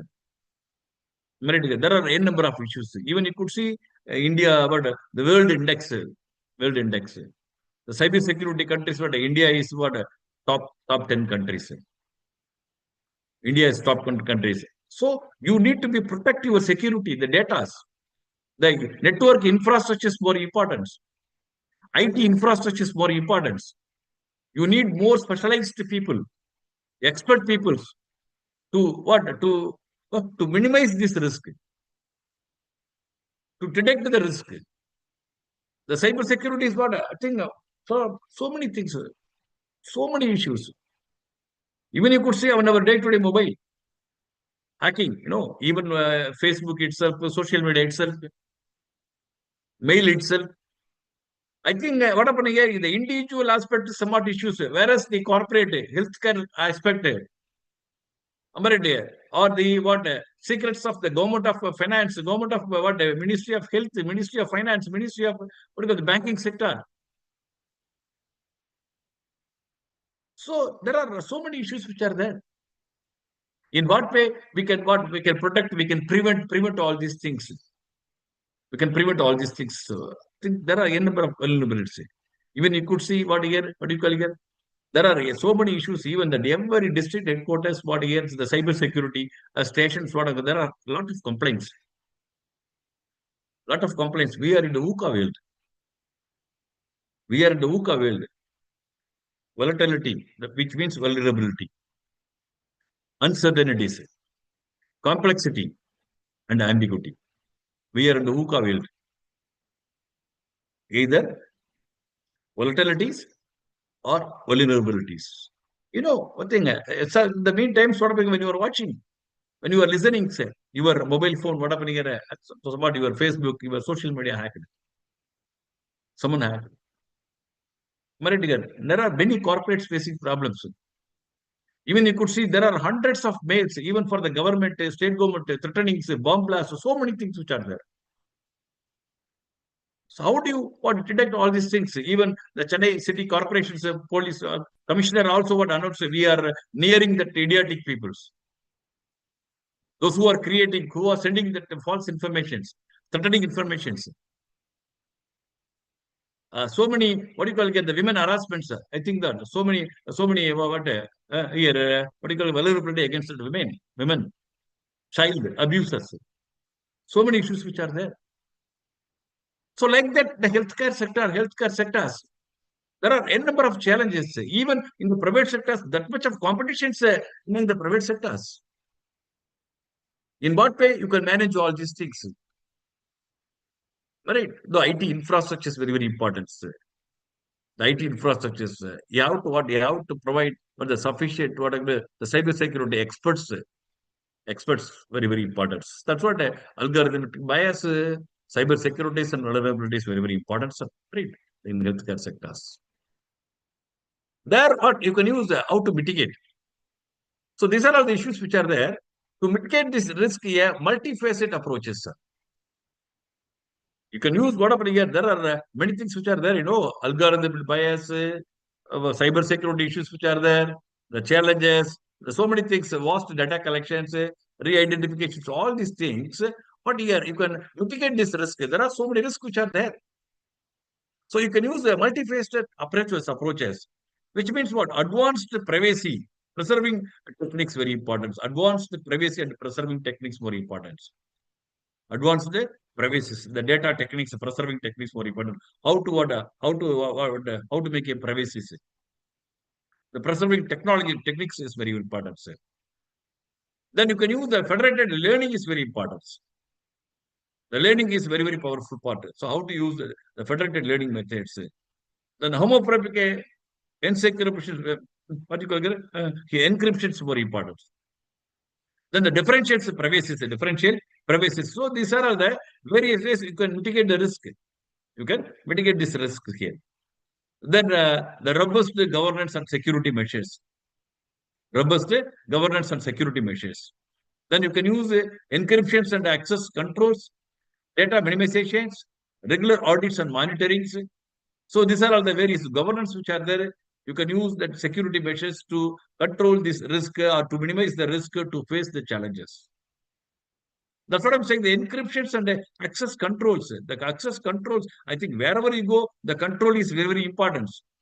Not only control, before the controls, you have to monitoring all these things. Without monitoring the data, without analyzing the data, without understanding the privacy data, privacy information, accuracy of the data, you will not be able to control all these things. So that's what the security measures very, very important. Which means what? Encryptions and access controls. Then you have to use the data minimizations. You have large data. You have large data, huge data. You should be segregating one by one. I think the huge data is different. The patient-wise data is different. The regional-wise data is different. The hospital-wise data is different. The disease-wise data is different. The gender-wise data is different. The age-wise data is different. So data minimization. So you have to minimize the data. Minimize the data. Data minimization is very, very important. Then you can do a regular audits and monitoring. That's what I told you. The monitoring is very, very important. Regular audits very, very important. Without audit, without monitoring, you will not be able to control this risk. You will not be able to overcome the risk. The regular audits methods very, very important. Regular audits and monitoring is very important. What are the regular audits here? Internal audits very, very important. Not only when you are facing the external auditors, the external audit committee, expert committees, no need. You can appointing your own internal audit committees. You can use the internal audit committees section-wise, department-wise, disease-wise, regional-wise, zone-wise, section-wise. You can do the audit. You can easily able to eliminate all kind of issues. Minimize the risk on minimize the risk on this data, minimize the risk on the data. So that's what the audit is called, monitoring. The internal auditing is monitoring. Internal auditing is monitoring. Internal auditing is monitoring. That's very, very important. Internal audit is monitoring. So these are all the ways. These are all the ways to here or to mitigate the advanced privacy and preservation techniques, which means protected learnings, encryptions, differentiate privacy. Then the robust governance and security measures. The robust governance and security measures. Then we are moving to the regulatory compliances. Now we are discussed about what are the AI ethics, privacy, as well as what happened here, the various ethical measures which are used here. Then you are using regulatory compliances and ethical frameworks. The regulatory compliance and ethical framework in the sense what happened here. What are the regulatory? There are n number of regulatory authorities in India. N number of regulatory authorities in India. Even for not only especially for the human resource, what you call here, the healthcare industries, especially for healthcare industries, especially for healthcare industries, especially for healthcare industries. The regulatory complaints for the health insurance and portabilities and accountabilities is very, very important, sir. The health insurance and portabilities. So I told you, because you are if you want to claim the insurance, you can submit to the insurance authorities. The health insurance portabilities and accountabilities. I think their regulations very, very important. They are always measuring and monitoring. Once they sanction the monies and all these things, the insurance authorities is more important. Health insurance portabilities and accountabilities. So what this is called here, the regulatory compliance is what happening here. You can use all these things. Even the government Ayushman Bharat, the government used the central government used Ayushman Bharat. Even Tamil Nadu, you could see that Mudalamichar copied the Thittam something. Mudalamichar copied the Thittam something. So you can use that data. The health insurance data is more important. Health insurance data is important. The general data protection regulations. This is another one, regulatory authorities in India. General data protection regulations. The general data regulations. What happened here? You can submit the data. Every private hospital, as well as the government hospitals, including the primary sectors. I think you could see what you call here, how many of the diabetics patient in Tamil Nadu in India. The general data protection regulations. The diabetic patients, 1 crore something, the 30% of the people, deceased people, 40% of them diabetics, the age-wise respondents, female, gender-wise respondent. Then what happened here? The regulatory, where you can regulate all these things based on the data, based on the data segregations, what happened here? The general data protection regulations authorities, what happened here? Protect all these things. General data protection regulations. Generally, you cannot leak out the data. So you cannot regulate the data. Leak it your data is more important, sir. Then the Food and Drug Administrations, FDA, Food and Drug Administrations. This is another one authority. Food and Drug Administrations. Then European medicines agencies, European medicine agencies. So like this, many agencies which are there. Ayushman Bharat, I told you. National Health Stack also there. Medical device rules 2017. So almost all of you are aware of medical devices. So all these things. Right. So these are the various regulatory systems which are here, regulatory bodies which are here.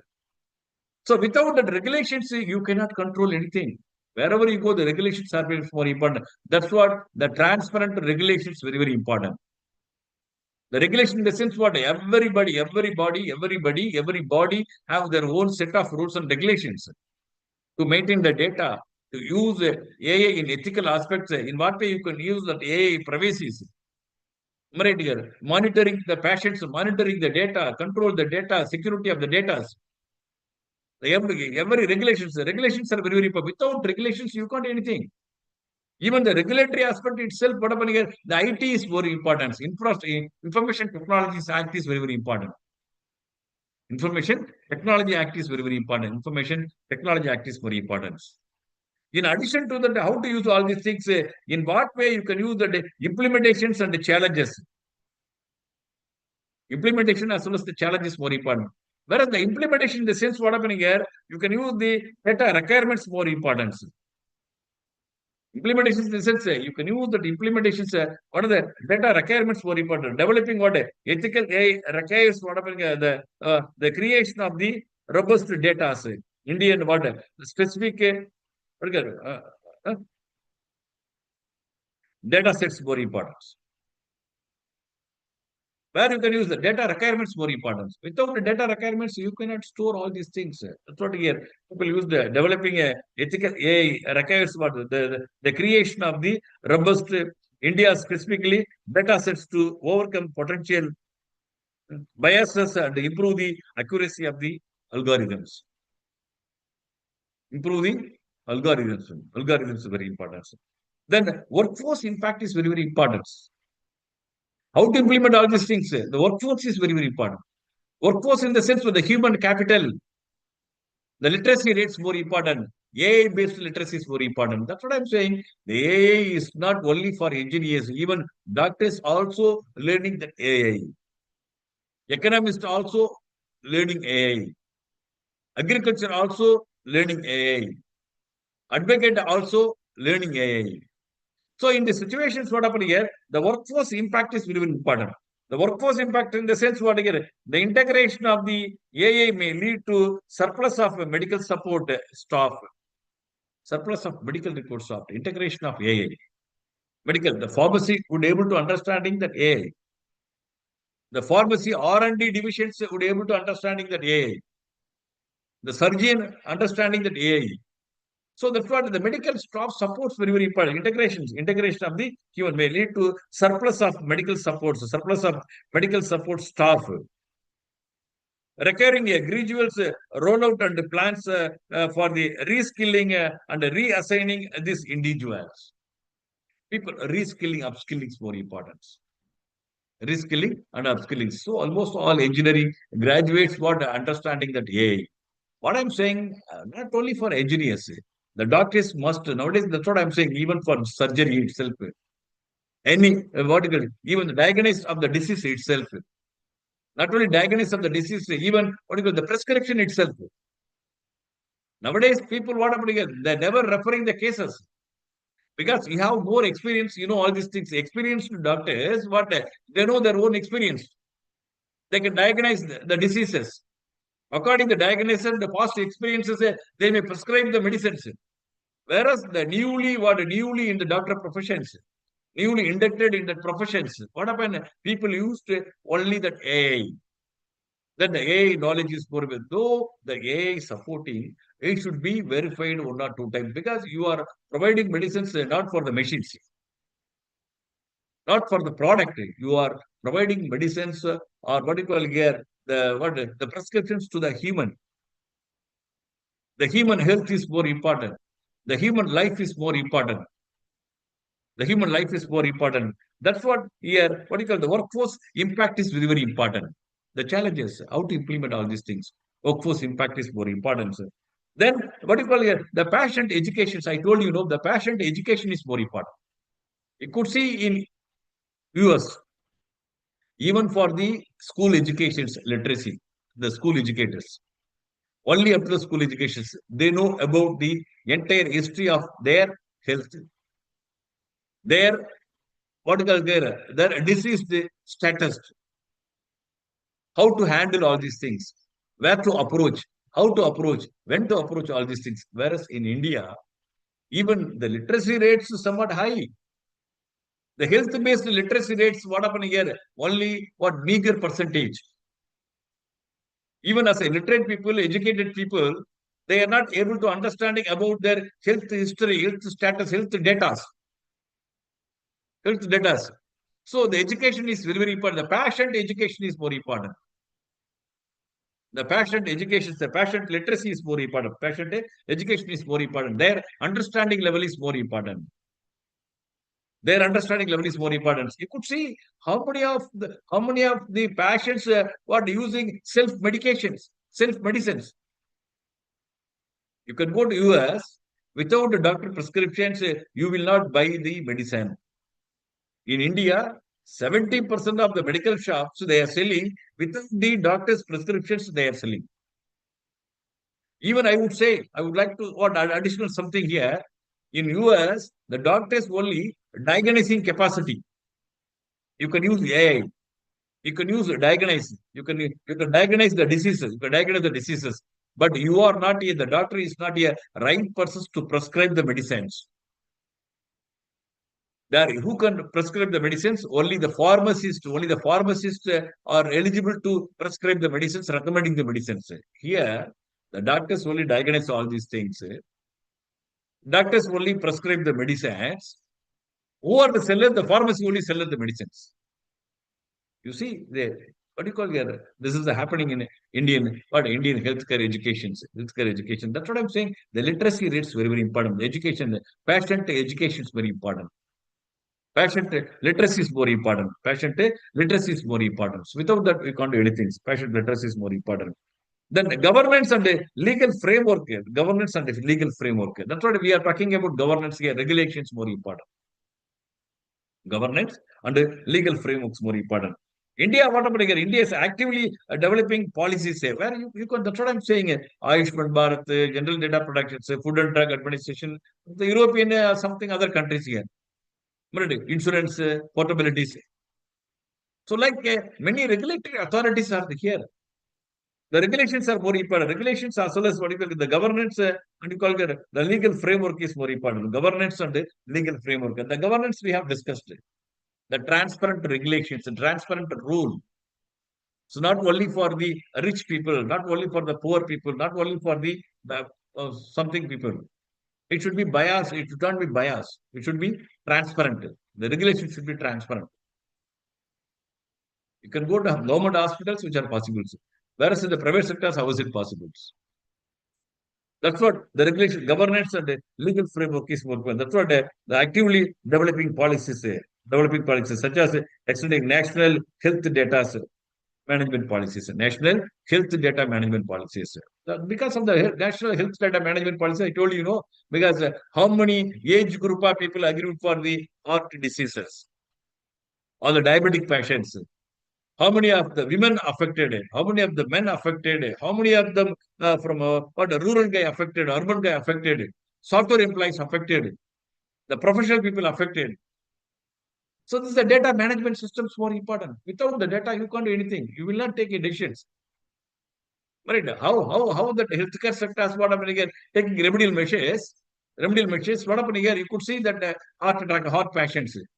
Year by year, what you call here, the cardiac patients, what rate is keep on increasing, especially the age less than 35, less than 40. So we should be more cautious to protect the youngsters, the youth people. According to the performances, according to the issues, according to the particular situations, we need to protect our people. That's what the data is more governance more important. So that's what we are extending national health data management policies, national health data management policies to govern AI in the healthcare,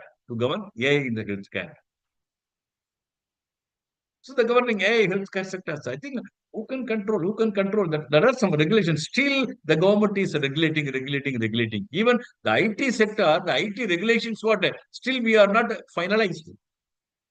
Keep on changes. Even what happened because there are a number of issues on social media. Am I right? You could see what happened here in India. The Instagram is there, whereas some other countries Instagram is restricted. But the Meta AI also thinks something. Meta AI is the ChatGPT is. So like that, many software, many IT provider, the act because the regulations, governance is not there. So we keep on wherever the challenges which are there, we need to address all these things. That's what the management policies through the AI in healthcare, through that legal structure for AI, liabilities is still developing. through through the legal structures, regulations very, very important. The act is more important. In India, the IT Act is there. What about that AI Act? AI is part of IT. That we have to regulate the new regulations, the framework, how to use that AI in healthcare sector, how to use AI in manufacturing sector, how to use AI in educational segment, how to use AI in service sector, how to use AI in banking sector. So the every segment we need to regulate. Unless otherwise we never control these things. That's what the regulations very, very important. The regulatory authority is more important. Regulatory authority is more important. Regulatory authority is more important. So this kind of what happening here, the problems are who can do that only the government agencies only do all these things. The government agencies only all these things. That's what so many things which are there. Key regulations guidelines. Then you can use digital personal data protections. Particularly the digital data, particularly the digital personal data protection is more important. I think here the foundations law itself, there are so many things. The foundational law aims to what to protect the individuals' digital personal data. You see in your website.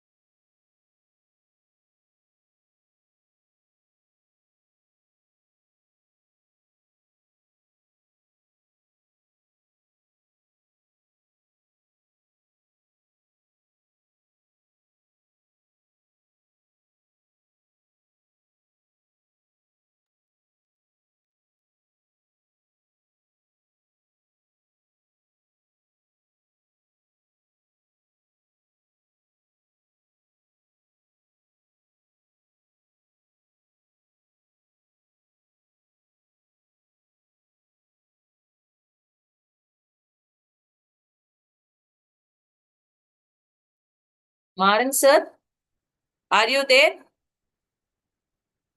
Sir?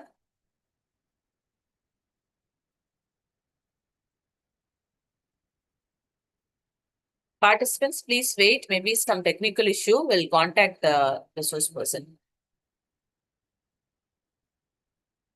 No, there is some technical issue, I think. Resource person has left the meeting. We'll contact him.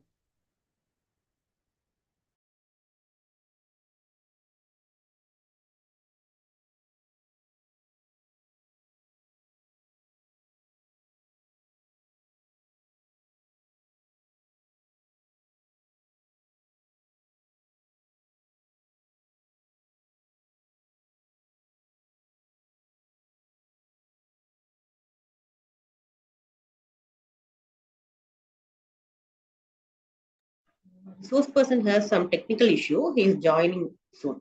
Please wait. He is joining.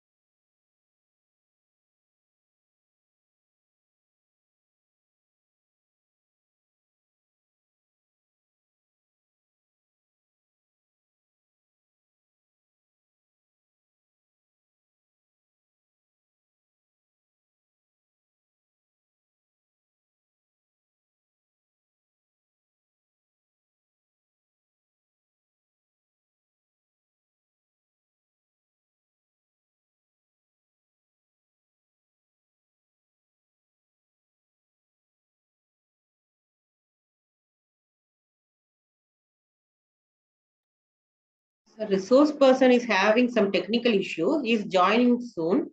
Please wait.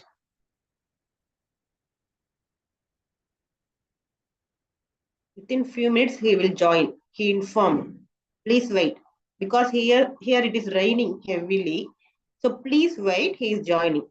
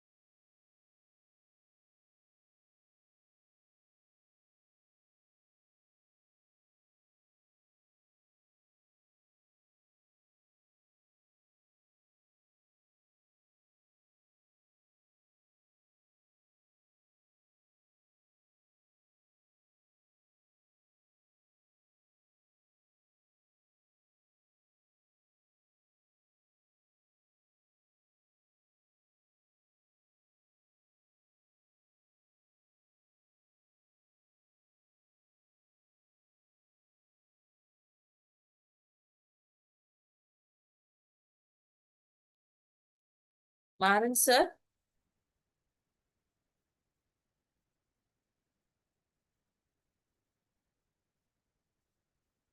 Sir, we made you as co-host, sir. You can share your screen now.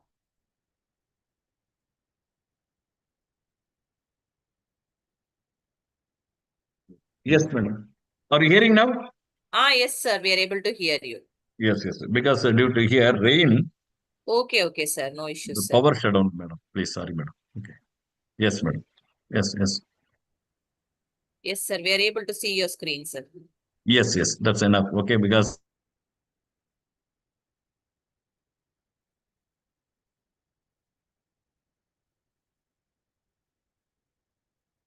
my face is not possible to. Okay, so what we have discussed here, the digital, what do you call the Personal Data Protection Act 2020-23. Am I right here, madam? You're audible and the screen is visible now.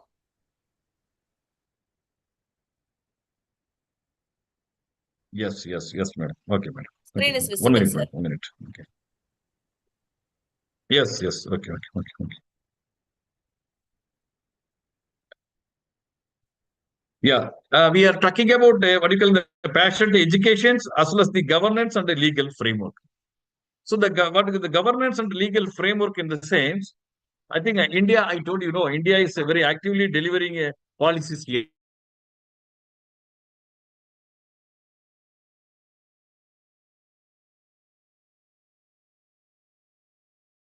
I think every year, without policy, without regulations, we cannot. So in these critical situations, what we are doing here, I think the national health data management policies to govern AI in the healthcare sectors through the legal.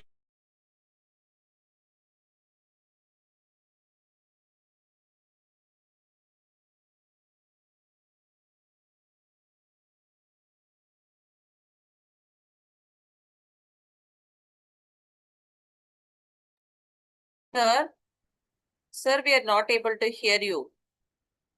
We can use that AI in agriculture sectors. In what way you can use AI in healthcare sectors? So every segment, the AI play a vital role. But what happened as a government is a government.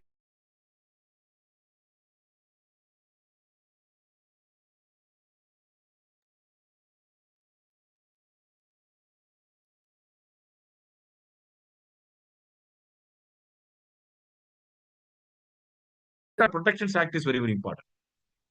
Digital data and the Protection Act is more important. The Digital Data and the Protections Act, in the sense what happened here, the fundamental, the foundational law aims to protect individual digital personal data. The individual personal data is very, very important. That's what I'm doing. There are n number of the issues in protecting data. People used to say, because in political parties, people used to say in number of ways. Even the officials, the business people, they used to say something, the leaking data. So here the healthcare sector as an individual passion something, whereas as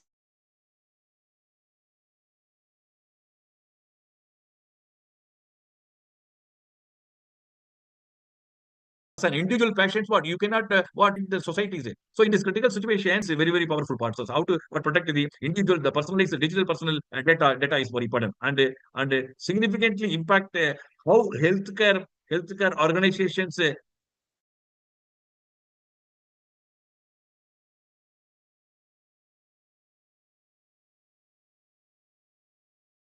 manage, store, and transfer from one hospital to other hospital, from one sector. It's more important. So in this aspect, the consent is more important. We have discussed about the consent. It mandates that organizations obtain informed consent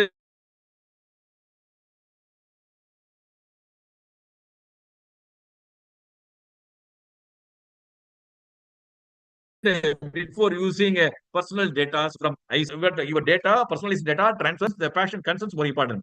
There the ICMR guidelines reinforce ICMR, but Indian Council of Medical Research, they often framing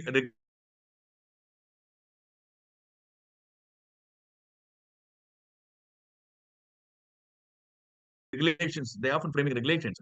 Yes, IT-based. So the guidelines reinforce by stressing transparent consent process in the data processing, data storage, data controls. ICMR is one of the biggest bodies. They only regulated all these things.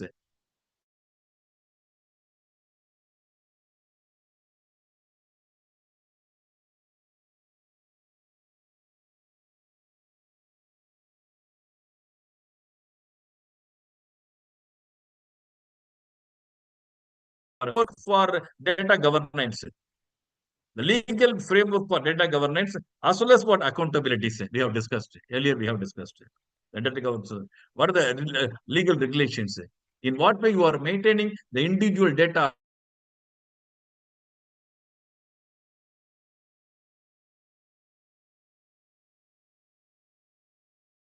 How many years you are maintaining the individual data quadrants, which means what the data governance as well as their accountabilities. Data governance with what again with the penalties for non-compliance. Penalties for non-compliance. So like this, there are many key regulations. Key regulations and guidelines are there. Key regulations and guidelines are also there, sir. Key regulations and the lines. We have discussed the data privacy is also regulations, autonomy also regulations, safety and risk minimization, medical device rules of 2017.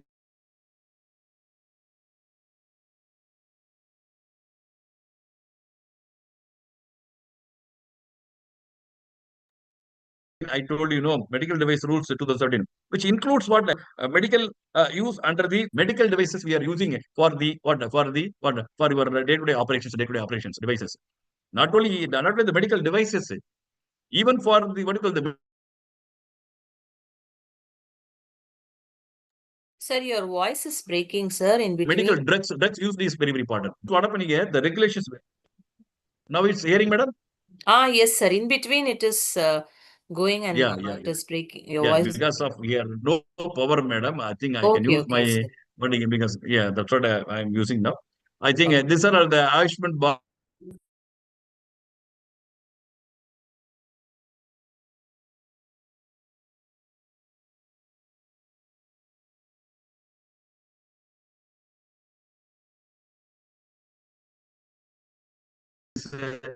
Bharat digital missions here, national health, many regulations often regulating all the people. What do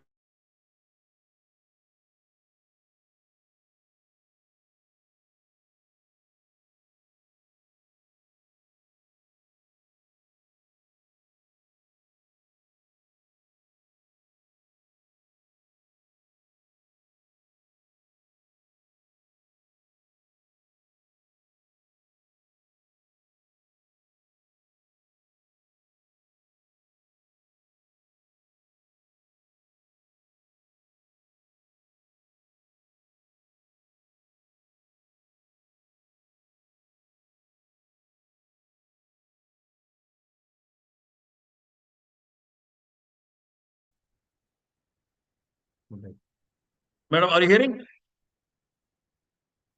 Yes, sir. Yes, sir. Yes, yes, yes. Thank you, madam. Thank you, madam. Thank you. The last slide, submitted. Yeah, please.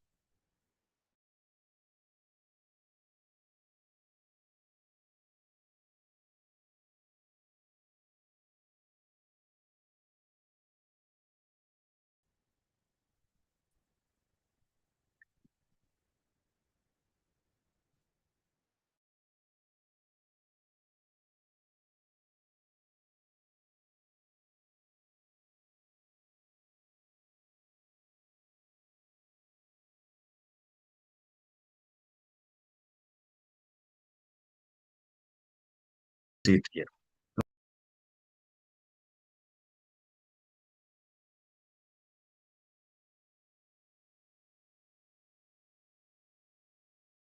Yeah. The role is what I think. Yeah, please, please. I can do it now. Okay. There are a number of issues in that areas.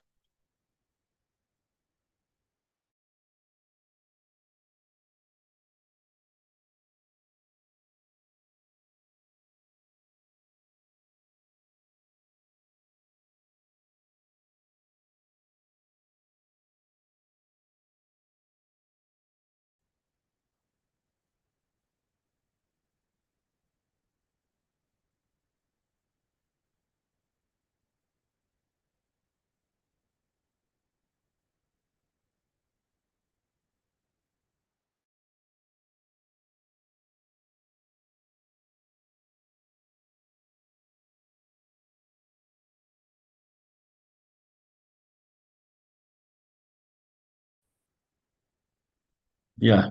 So AI should be viewed as a tool to augment the human decisions. Madam, are you hearing now? Yes, Yes, sir. Clear, yes. clear. Yes, yes. Outside.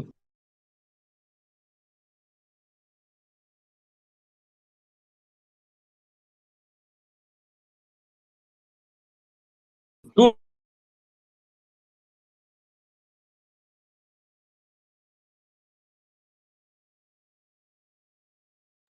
Sir, to arguments human decision making, but not to arguments human decision making here, not replacing process and enhance care, and replace the real doctor performance experience or experience. That role only facilitate, it assists to the clinicians or practitioners and also streamlining the process of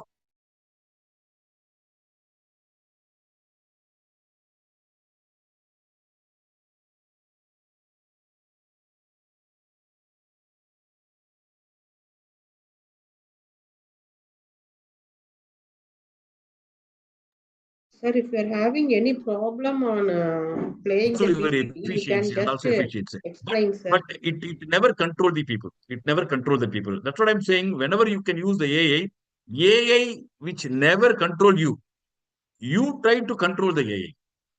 This is the concept. The small tagline what happened here, AI what never control.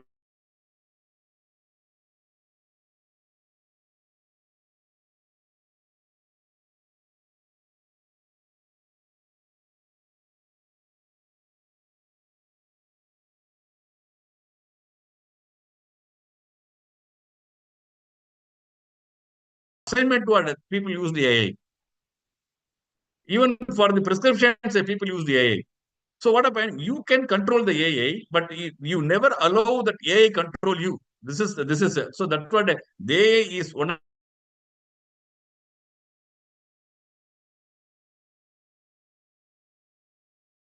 of the milestone development. They never what dominating and controlling you. So any professions,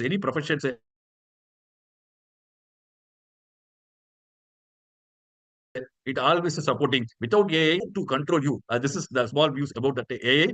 It's especially in the healthcare sectors. Almost all of you aware of the healthcare sectors, the AI using. Still, that India is developing and developing. We are utilizing that AI facilities only in the private sector.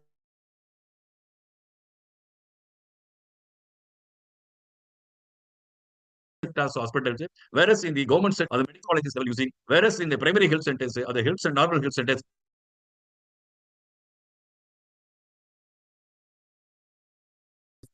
which is not possible. Still, we are include my sessions. Do you have any questions? Please, you can ask me. Now, power has come back. No problem. Okay, please, you can ask questions. Yes, please. Participants, if you are having any question, you can ask sir now or type in chat box regarding AI ethics, privacy and regulations. Yes, please, madam. Madam, any questions, please? Madam, any questions? Not posted yet, sir.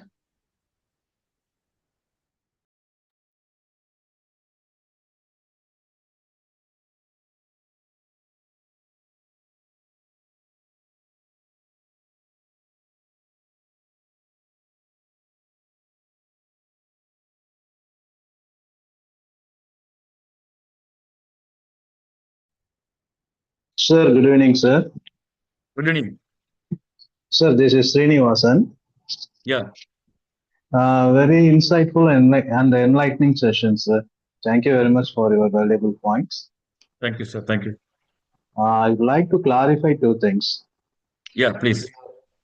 You said about GDPR, European policy.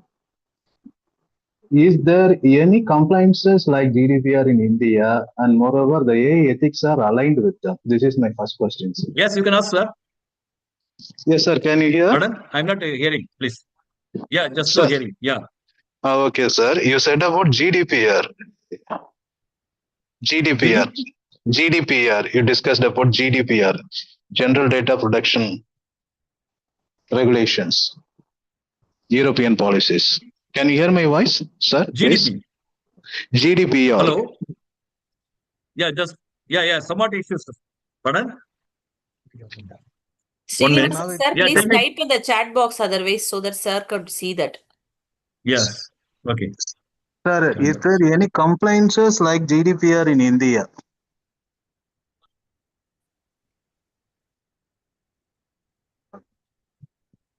That's right. What is the complaints here? Short bugs? Sir, GDPR is there. Sir, can you hear, sir, please? Yes. Okay, sir. Okay. Thank you. You said about GDPR, European policy, like that. Is there anything in India?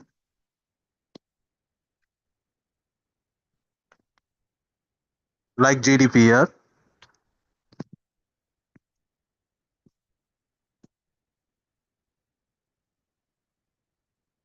India, ICMR is very important. The digital are the Indian government regulations. Whereas the European regulations,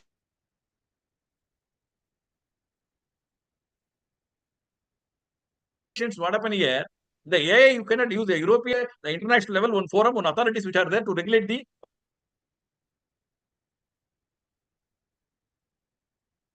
AI ethics in healthcare sector, sir.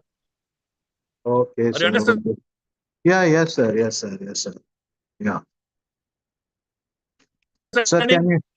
can you Hello, hear, sir. sir?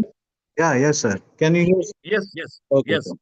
So now Yes. the entire world is data driven. From your Yeah. session, I understood. Moreover, all Yeah. data become open.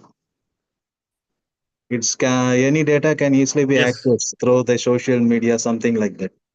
Even Chandrayaan data sets are there in Okay. the website, and Google Map is providing some location details. Is they are acceptable, sir? Whether they are acceptable, is the whether such concept will affect the humanity? No. What happened? Yeah, what happened? I think especially the healthcare sector, the patient privacy as well as the data security is very, very important. Even the Chandrayaan, so what they given, I think when you are asking the secret for the formulation of the formula or the what do you call the software development, which is not possible. The secret for success of launch of rocket, which is not possible. The general information only the public would able to access what kind of information which are need for the public they may be used.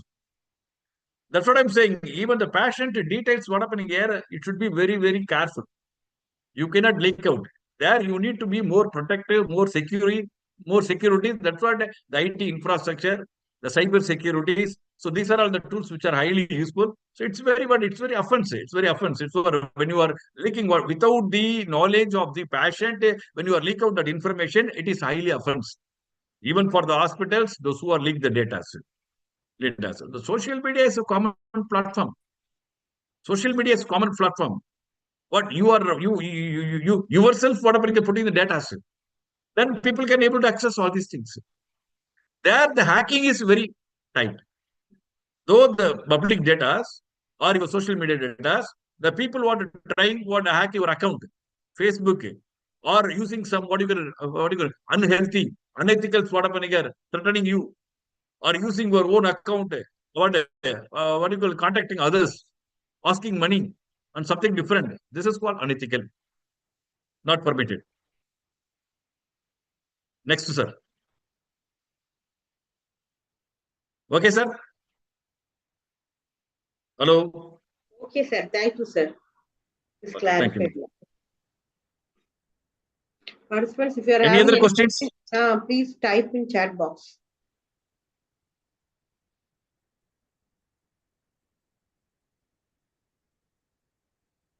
How AI is ethical in India? Any controversy issues are there? Yeah. How AI ethics in India? Any controversial data are there? I think obviously there are many cases, but I'm not watching that exact legal regulations which are there. That's what I told you, because without that AI, even that there are many issues in our healthcare sectors, even that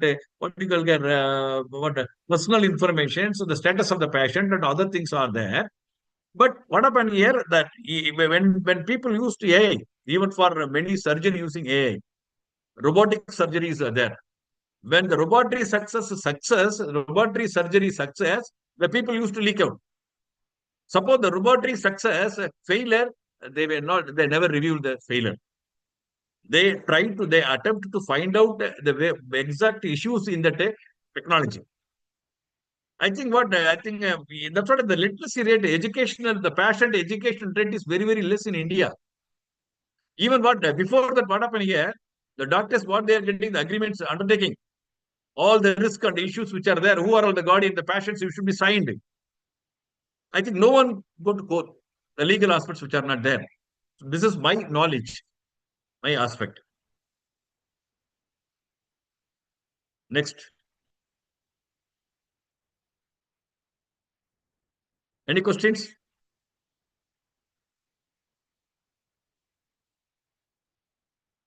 Any questions?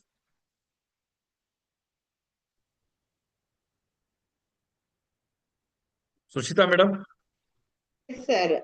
No more questions we have seen in the chat box. So we Okay. can conclude the session, sir.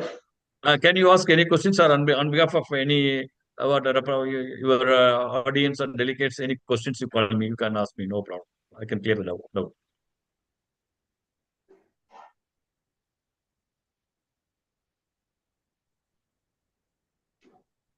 Sir, what do you think, sir?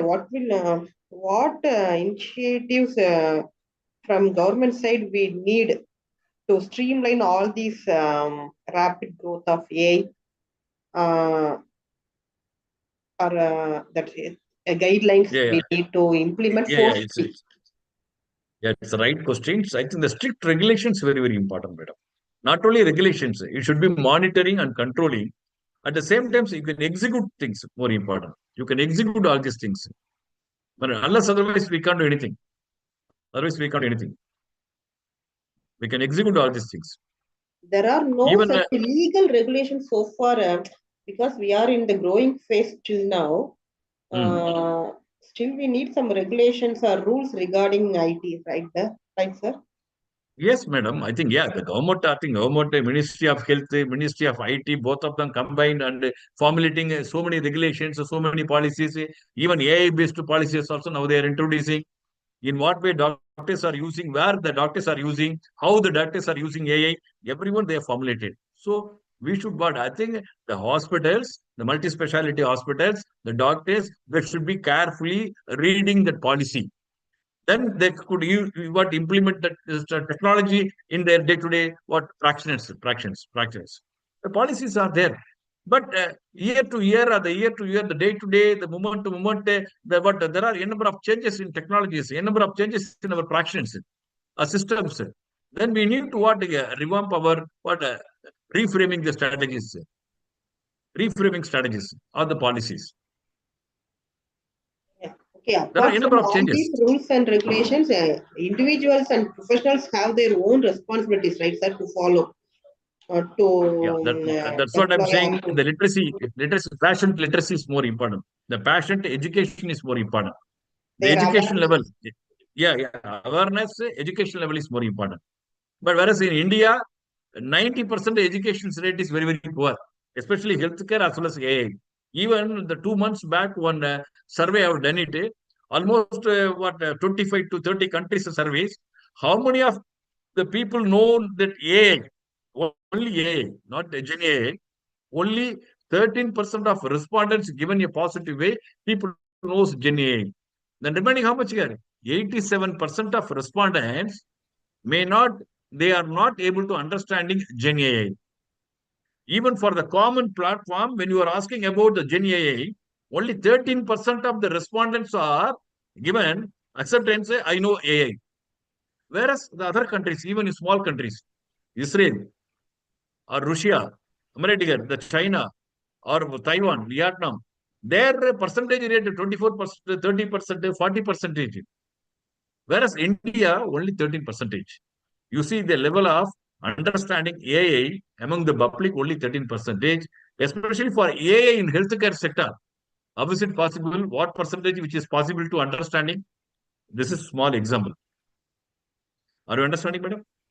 Yes, sir. So the research scholar, professionals, all are having some responsibility towards this. Yes, definitely. They have to also contribute something to society by other this guidelines. And even though Yes, madam, they are definitely, not having any definitely. strict regulations, each and Yeah. every one of us should have those responsibility. Yes, every stakeholder's responsibility is more important. Each and every stakeholder, doctors, what do you call it, the medical healthcare sectors, proprietors, the government also more important, patient also more important, general public also more important. The stakeholders, all the stakeholders' responsibilities are very high. Sir, I have one question, sir. Excuse me. Thank you, sir. Sir, Yes. one question, sir. Is there any other Sendil Kumar. questions, participants? Yes, sir. Yes, sir. Sir, one question, sir. Sir, Yes, please. we are losing jobs, sir, due to AI, sir. Service Yes. sector, such as service sector in India, many people are working, sir. So, Yes. how it is impact on the society, sir? Sir, I think I want to tell you, because why are you bothering of the AI? No need to bothering of AI. That's what I'm saying. You can control the AI.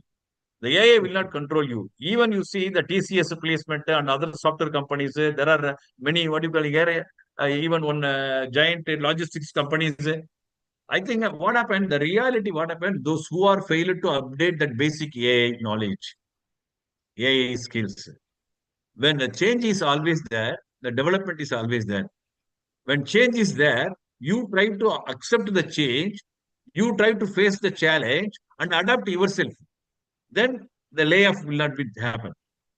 Employment, what happened here, will not happen. Unemployment will not happen. So those who are failed to adapt, and understanding and using the AI tools or upgradation of the AI technologies and some other technologies that people only worried.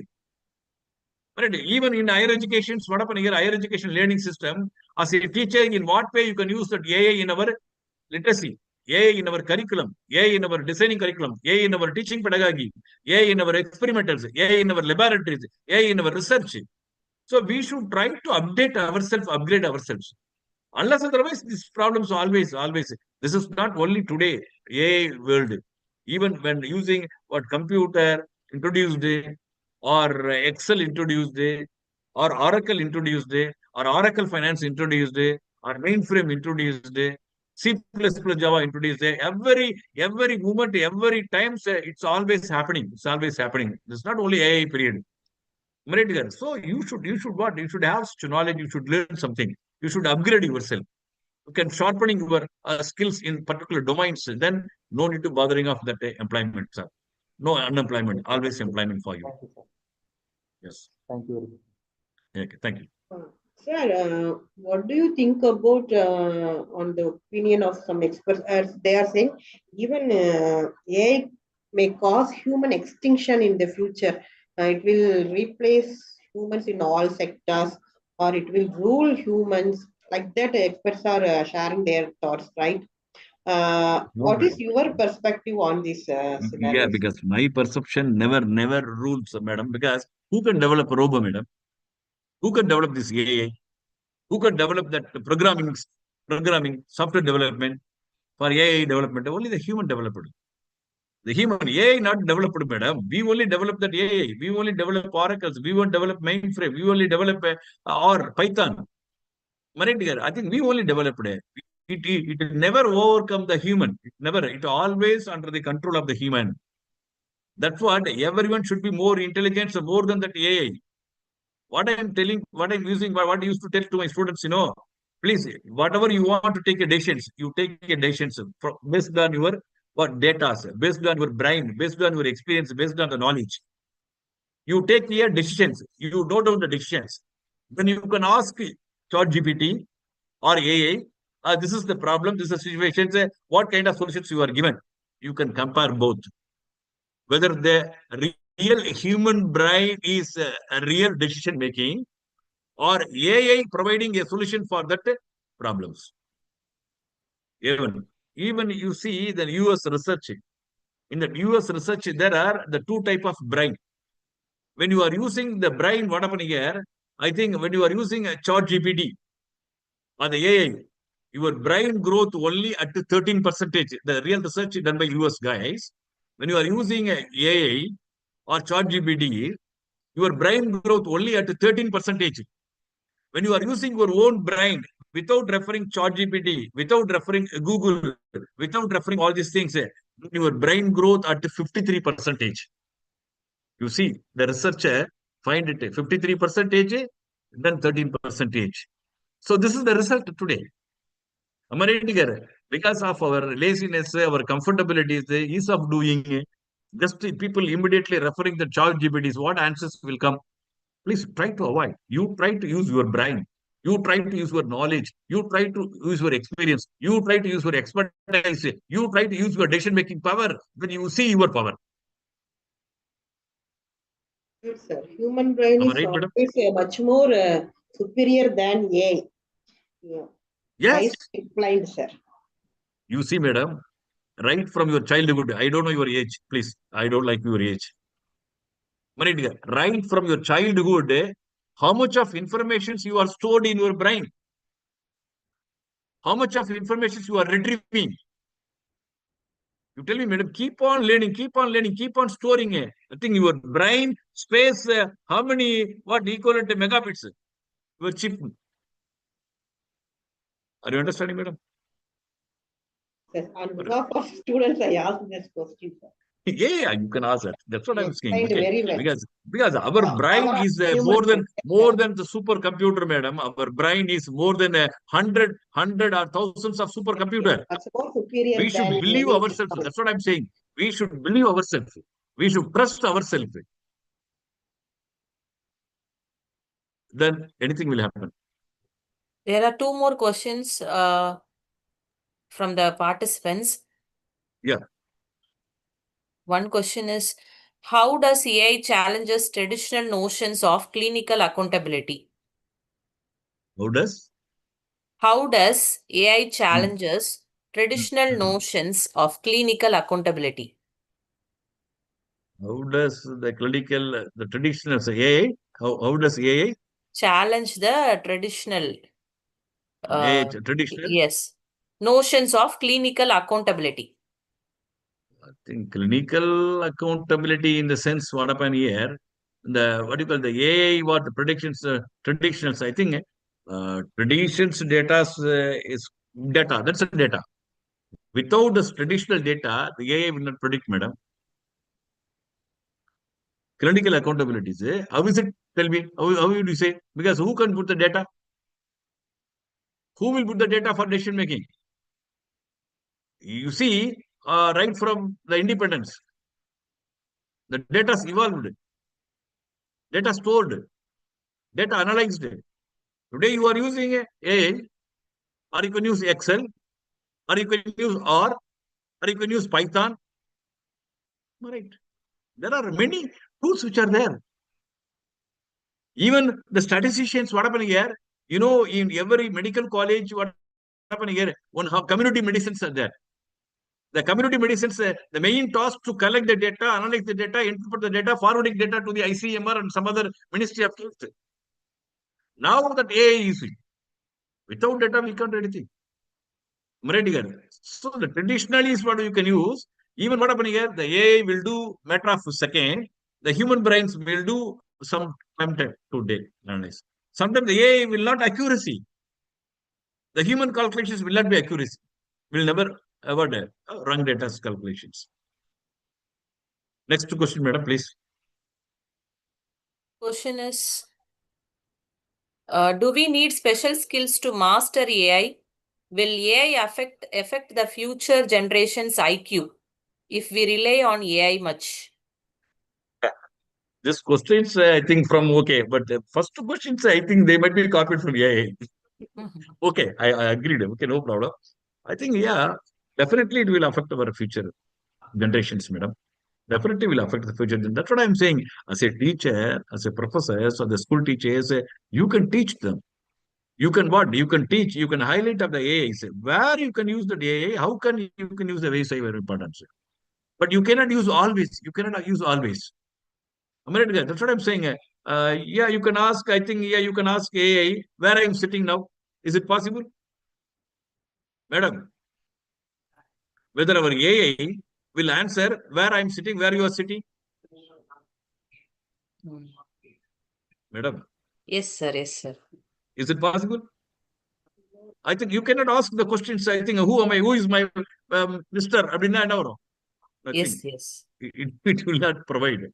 That's what I think. You can use the data. You think after 5 years, I don't know whether the AI will play a role. So some other kind of technologies will come.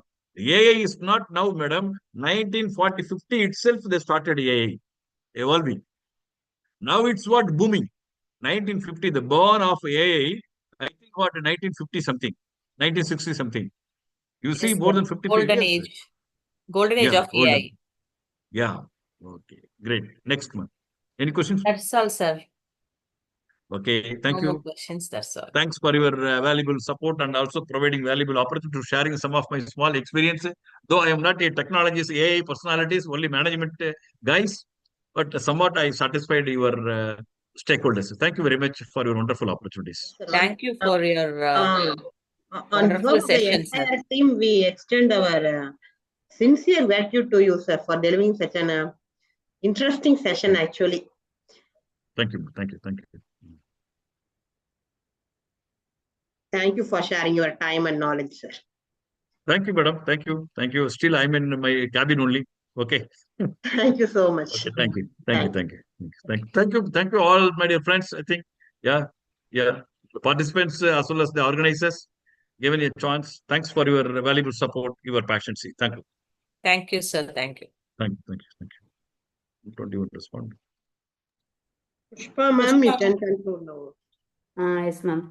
Thank you, sir, for your wonderful presentation. You have shared your more information about ethics, privacy, and regulations that integrates AI in healthcare. Thank you so much, sir. And thank you all participants. We have come to the end of this today's session. Tomorrow our session starts at 2 o'clock. So I request all the participants to join the meeting at 1:30 so that we can start and we can complete the session on tomorrow our time. What, Thank madam? you once again. you are putting today 7:30 to 9 tomorrow afternoon, huh? Very great. Very great. Very great. Sir, tomorrow, there is at the end of last day, sir. last day, So sir. we have Very sessions session. That's why. Yes. Yeah. Understand. No. I know the reality of the organizers, the problems. Okay. No problem. All the best. Anyhow, you are doing very excellent job. Chennai group of people. It's really great. Really great. It's a very vibrant campus. Thank you. Thank you for your support, sir. Thank you. Thank you.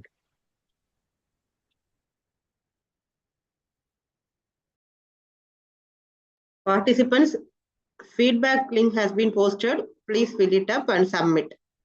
Then you can leave. Thank you.